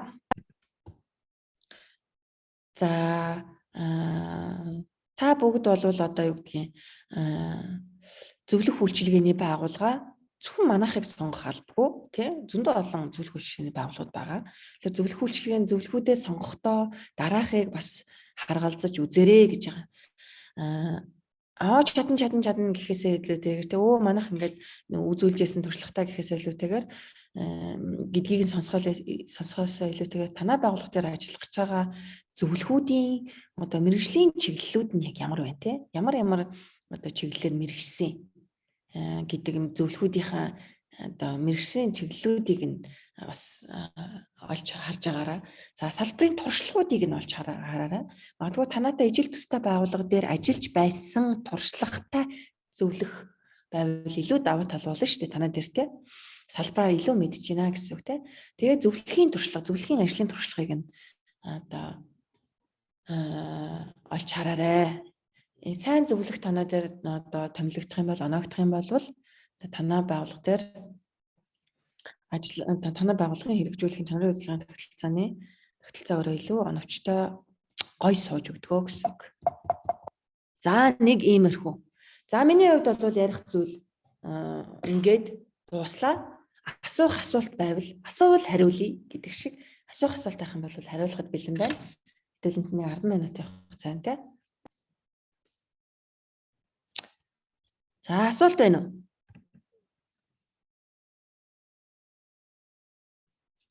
Асуулт байна уу? Асуулт байх бол микрофоноо нээж ягаад асуугаараа, микрофонууд нь хаалттай байгаа хэ, мик нэгээд. За сайн байна уу? Нэг асуулт байна. За хаанаас илээ? Хаанаас Баяр Магна гэдэг. Баяр Магна гэдэг хүн байна. 3 дугаар цахилгаан станцын сургалтын инженер ажилтай. За манай станц бол ISO 9001-ийг 2008 байхад нь батламж авчаад дараа нь 2015-д нь бол бас батламж авцсан. Тэгээд одоо яг нөгөө хяналтын аудиттай бол 3 жил тутамдаа шалгуулаа явдаг. Тэгэхээр энд нэг би өөрөө сургалтын хүн болохоор та сая бас айгу зөв сэдвүүдийг бас хөндлөөлтөө. Миний асуух сонирхоод байгаа юм болохоор ур чадварын үнэлгээг зарим байгууллага дээр бол нэг тохирдгүй гэд тэгсэн. Бид нар яг нөгөө зөвлөх маань зөвлөөд одоо ур чадварын хуучин болвол бид нар төвшин тогтоох шалгалт гэдэг зүйл хийгдээд тэндээсээ нөгөө ерөнхийдөө нөгөө албан тушаалтаа яг ур чадвар мэдлэг нь хүрж ийн үгүй юу гэд тэрүүгээр анализ хийж явдаг байсан байхгүй юу? Ур чадварын дэвшлүүлэх. Тэгсэн чинь одоо энэ нөгөө ISO 9001-ийн зөвлөх компани маань одоо нэрийг хэлээд явах тэр компани маань болохоор ур чадварын үнэлгээ хий, нэгдүгээр, хоёрдугаар сургалтуудыг түлхүүр ажилтан зориулж хийгээд нэг тийм сонин чиг өгөөд за тэгээд одоо сая таны ярьж байгаагаар бол нөгөө энэ ISO-г нэвтрүүлсээр даан болсон ажилтан нэг одоо байхгүй болгодог гэхээр баг биднэрт болохоор нөгөө тэр баг хөдөлшгүй ажилтан бий болгох заавар өгсөн юм шиг байгаа. Тэр зөвлөх компани. Ур чадварын үнэлгээг бид нарт матриц гэж хүснэгт өгсөн чинь за манайх нөгөө инженерүүд голдуу нөгөө дунд шатны удирдлагууд маань инженер мэргэжилтэй хүмүүс байдаг. Яг тийм нөгөө статистик хүн үнэлгээний талаар бас нэг тийм чадвартай биш юм шиг байгаа. Тэгээ нөгөө ур чадварын үнэлгээнийх нь матриц нь манад тохирохгүй байсан уу яасан нөгөө төвшин тогтоох шалгалтаа болоод сүүлийн 2 жил ур чадварын үнэлгээний матриц гэдгээр авсан. Тэр маань бас нэг ахиц болдгоо. Тэгээд нэг ингээд нэг урд нь хийдэг ажил маань байхгүй болсон. Тэгэхээр танаас энэ хоёр нөхцөл дээрээс нэг хоёр асуулт байна. Ер нь ур чадварын үнэлгээг ямар тохиолдолд одоо хэрэгтэй байдаг вэ? Хоёрдугаарт энэ ISO 9001 заавар байгаа энэтэй холбоотой 100018 гэдэг Тэ 100000. Энэ заавар ер нь манай одоо Монголд хэрэгжсэн байгууллагууд ер нь байдаг болов. Одоо таны хэлдэг бол яг зөв удирдлагуудын манлайлал байхгүй болохоор энэ ажил орхигдчиход байгаа. Тэгэхээр та нэг энэ хоёр асуултанд хариулж өгөөч. Ур чадварын үнэлгээ хийх одоо энэ аргачлал хэр зөв байдаг юм бол хамрын судалгааны байдлаас хоёрт нь 100018-ыг ер нь хэрэгжүүлсэн газрууд байна уу? Энэ хүмүүсүүдийн оролцоог одоо энэ нөгөө нэг Z generation-ийнхний үед энэ хүмүүсүүдийн оролцоог сайжруулна гэдэг бол бас хэцүү байна л да бидний хувьд. За ийм хоёр асуулт байна. Окей, за тэгэхээр ур чадварын үнэлгээ хуучин болвол танаа дээр бол одоо төвшин тогтоох шалгалт гэдэг зүйлийг бол авдаг байсан юм байна те. Ер нь зөвхөн утга агуулгын хувьд бол би нэг айхтар зөрүүтэй гэж ойлгохгүй байгаа тань. За яагаад вэ гэхээр ур чадварын үнэлгээ гэдэг бол нэгдүгээр гол одоо агуулга нь бол танаа байгуулгын буюу танаа байгуулгын тэр одоо ийм албан тушаалтнууд энэ албан тушаал дээр ажиллах ёстой хүн ийм ур чадварыг эзэмшсэн байх ёстой гэдгийг тогтоож өгж байгаа ур чадрын матриц буюу тойл гэсэн үг тийм ээ. Одоо за жишээ авъя. За сургалтын менежер гэдэг хүн тийм. Сургалтын дулааны цахилгаан станцын сургалтын менежер гэдэг хүн бол гэдэг албан тушаал дээр ажиллах хүн мэрэгжлийн хувьд ийм ур чадрыг эзэмшсэн байх хэвээр. Хувь хүний хувьд ийм ур чадрыг эзэмшсэн байвал зохино гэдгийг танах тодорхойлж өгч байгаа гэсэн үг. За окей, тодорхойлчлоо. Энэ ур чадрын толж гинүү, матриц ч гинүү, юу гэж юм те? Янз бүрийн нэршлэр л явж байгаа. За ингээд тогтоочлоо. За тогтооцсон болвол одоо ажиллаж байгаа сургалтын менежер гэдэг албан тушаал дээр ажиллаж байгаа ажилтан нь өөрөө энэ ур чадрыг хэр хэмжээнд хангаж байгаа юм бэ гэдгийг үнэлэх гээд шүү дээ. Ингээ үнэлэх нь. Үнэлэхт чинь бас тодорхой арга аргачлалууд бас байгаад байгаа тийм. Ингээд арга аргачлалаар үнэллээ. За нэг дүгнэлт гарч ирлээ. Энэ дүгнэлтийг өөрөө юунд ашиглах юм? Тэ юунд оролт болгож ашиглах юм? Зарим байгууллагууд бол шууд нөгөө ингээл ур чадрыг үнэлээл за муу байх юм бол ажлаас сална, эсвэл нөгөө цалин урамшуултаа ярина тий урамшуулгаас нь хасна дарна гэдэг ингээд буруу юм зохицуултаар яваад байгаа харагддгийг. Ур чадрын үнэлгээгээр үнэллээ, ажилтнуудаа үнэллээ, үр дүн нь бол ерөөсөө л ажилтнуудыг халж солих, цалин цөө одоо урамшууллаас нь хасах гол зорилго бол биш. Энэ ур чадварт нийцүүлэх буюу сургалт хөгжлийн одоо төлөвлөгөө, сургалт хөгжлийн процессын оролт нь болж өгч идэг тийм ур чадрын үнэлгээ гэдэг бол энэ ур чадрын зөрүү гэдэг зүйл гарч ирнэ. Үнэлгээгээр үнэлэгдээ зөрүүг гарч ирж байгаа тохиолдолд та энэ ур чадвараа таны энэ ур чадрыг арилгахын тулд бид одоо байгууллагын зүгээс ийм ажлуудыг хийх чинь сургалт хөгжлийн бодлоготой бид нар энийг тусгаж ийн, энийг сайжруулахын тулд ийм ажлуудыг хийж байна. Нөгөө талаасаа та өөрөө хувь хүний хөгжлийн төлөвлөгөөндөө оруулаад энэ ур чадваруудыг ингэж сайжруулж ажиллах нэ гэдэг ийм одоо үүрэг чиглэлүүдийг өгж ажилладаг. Ингээд энэ өөрөө сургалт хөгжлийн төлөвлөгөөр явагдсан тухайн ажилтны одоо хувь хүний хөгжлийн төлөвлөгөөнд тусаад ингээд ороод явж яадаг. Ийм ажил байх нэ. Энэ ур чадварыг бид нар хэрхэн яагаад үнэлэх ёстой юм бэ? Яагаад үнэлэх шаардлага гарч байгаа юм бэ гэхээр бид нар стандартын 7-гийн 2 дээр гарч байгаа энэ чадвар чадамж гэдэг асуудал гарч ирдэг тийм. Чанарт нөлөөлж байгаа ажилтнуудын ур чадварыг бид нар тодорхойлж ажиллах ёстой, буюу хангаж ажиллах ёстой. Хэрвээ тухайн ажилтан өөрөө энэ ур чадварыг хангахгүй байгаа бол бид нар хангах төр сургалт хөгжлийг нь өгж ингээд ажиллах ёстой. Энэ ур чадварыг эзэмшсэн гэдгийг нотлох баримт байх ёстой, буюу одоо сургалт одоо диплом одоо юу гэдгийг нэг тэр одоо үнэмлэх зэрэг цол энэ тэр юмар нотлох ёстой гэдэг ийм шаардлага байж байгаа. Тэгэхээр байгууллагын онцлогт хамааруулаад бид нар түрүүнд жишээ болгож ирсэн хүний нөөц байхгүй, хүний нөөцийн менежмент хэрэгждэггүй ийм байгууллагт бол шууд ур чадрын матриц гэж одоо гаргах гээл ингэж том тусан дээл өмсүүлэхээс илүүтэйгээр арай өөр хувилбараар явдаг. Танай байгууллагын хувьд бол мэдээж зохиох ёсонд бол хүний нөөц байна, сургалтын менежер байна, хүний нөөцийн өөр функцүүд бол хэрэгждэг. Мөн одоо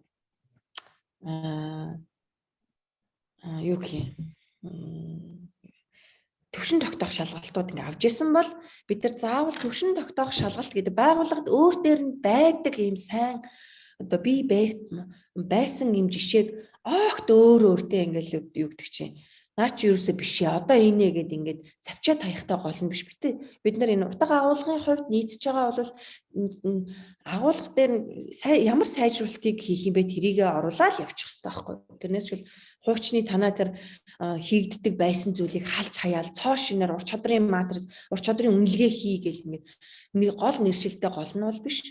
Гол нь нөгөө нэг юм утга агуулга нь яг хэрэгжээд л явж болж байгаа байхгүй. Би бол тэгж зөвлөнө. Төвшин тогтоох шалгалт аваад төвшин тогтоох шалгалтынх нь гаралт буюу төвшин тогтоох шалгалтаар ур чадвар дутуу байсан нөхдүүдийг бол та бүхэн халж солихтой бол чиглэж исэн биш байх гэж бодож байна. За яг нөгөө нэг байгууллагууд бол аттестатчлал гэдэг зүйлийг хийгээд идэг тийм. Аттестатчлал гэдэг зүйл чинь арай өөрчлөлттэй тийм. Тодорхой комисс бүрдээ тодорхой одоо шаардлага шалгуурыг дагуу ур чадрыг үнэлээд нотлоод ингээд аттестатчлал явуулдаг. Энэ зорилго нь арай өөр.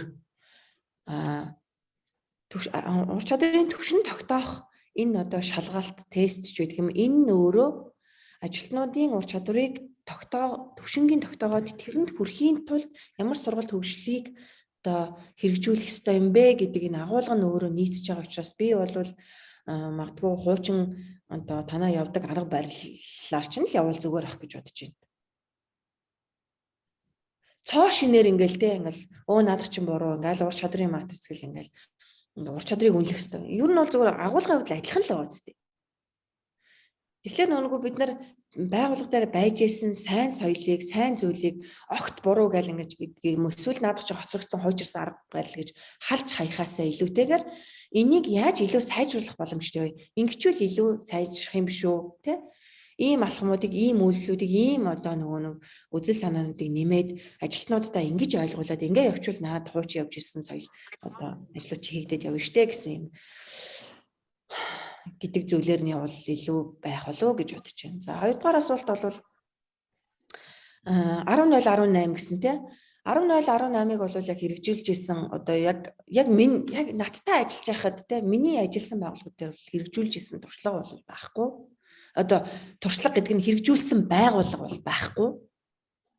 Хэрэгжүүлсэн туршлага гэхээс илүү яг энэ 10.018 хэрэгжүүлж исэн одоо байгууллага бол байхгүй. Зүгээр удирдлагын манлайлал, оролцоо, дэмжлэгийг одоо хэрхэн яаж одоо нэмэгдүүлэх үү, энийг хэрхэн яаж сайжруулах уу гэдэг дээр ажилтны зөвлөхүүдийн нэгдүгээр ур чадвар энэ дээр нэгдүгээр харагддаг. Хоёрдугаарт цэвэр одоо байгууллагын өөрсдийнхэн удирдлагуудын манлайлал, удирдлагуудын одоо энэ стандартад өгж байгаа ач холбогдол тэ энэ сэтэл санаа одоо хандлага л их чухал гэж байдаг. Тэгэхээр туршлагатай зөвлөхүүд бол айгүй сайн нөлөөлөлтөй байж идэг л да. Нөлөөллийг үзүүлж чадчихдаг тий. Та энэ стандартыг та ер нь манлайлал гэдэг зүйлийг байгууллагатаа ингэж өгвөл зүгээрээ танаас ийм юм шаардж байгаа тий. Та босс байх юм уу эсвэл лидер байх юм уу? Та өөрөө сонгох. Лидер байхын тулд та ийм нэг ингэж явуул ажиллавал ажилтнууд чинь таны үгийг сонсноо. Та ажилтнуудаа ингэж нөлөөлж чаднаа гэд ингээд зөвлөхүүдийн л ур чадвар юм л да. Зөвлөхүүдийн одоо өгөх сэтгэл зүй. Өгөх чадвар дээр л үндэслэгдэнэ гэж би бодож байна. За баярлалаа. Окей. За баярлалаа. За өөр асуулт байна уу? Өнөөдөр яг ерөнхийн нөгөө нэг энэ стандартын гол үзэл санаа болон зөвлөх үйлчилгээний талаар тий стандартыг байгууллагуудаа хэрхэн яаж хэрэгжүүлэх үү талаар товчхон мэдээлэл өгөх ийм юу байлаа тий уулзалт сургалт байлаа. Энэтэй холбоотой өөр асуулт байна уу? Асуулт байхгүй бол өстой супер сургалт болсон. Эсвэл ерөөсөн маш муу сургалт болсон гэж ярьдаг штэ тий. Өөр асуулт байна уу?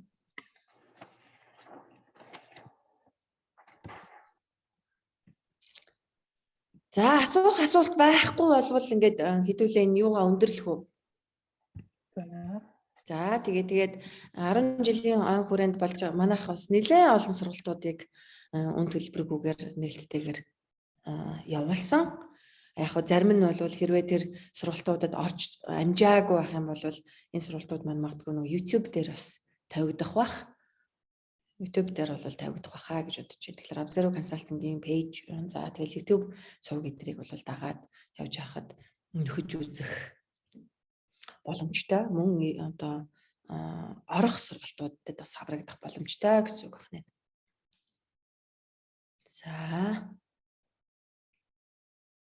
За юм байна. За тэгэхээр дараалсан 3-7 хоног дандаа 5 дахь өдрүүдэд 2 цагаас стандартуудын танилцуулга ийм сургалтууд болох нэ гэсэн үг байна. За ингээд цаг хугацаагаа гаргаад анхаарал хандуулаад ингээд бас нэг жижигхэн мэдлэг олж авсан бол баярлалаа. Ингээд цаг хугацаа гаргасан та бүхэнд баярлалаа. Ингээд ажлын амжилт хүсье. Баяртай. За баярлалаа. За баяртай. За баярлалаа тунгай зөвлөгтэй. За гоё хичээл сурчлаа шүү. Баярлалаа. Бас тайлбар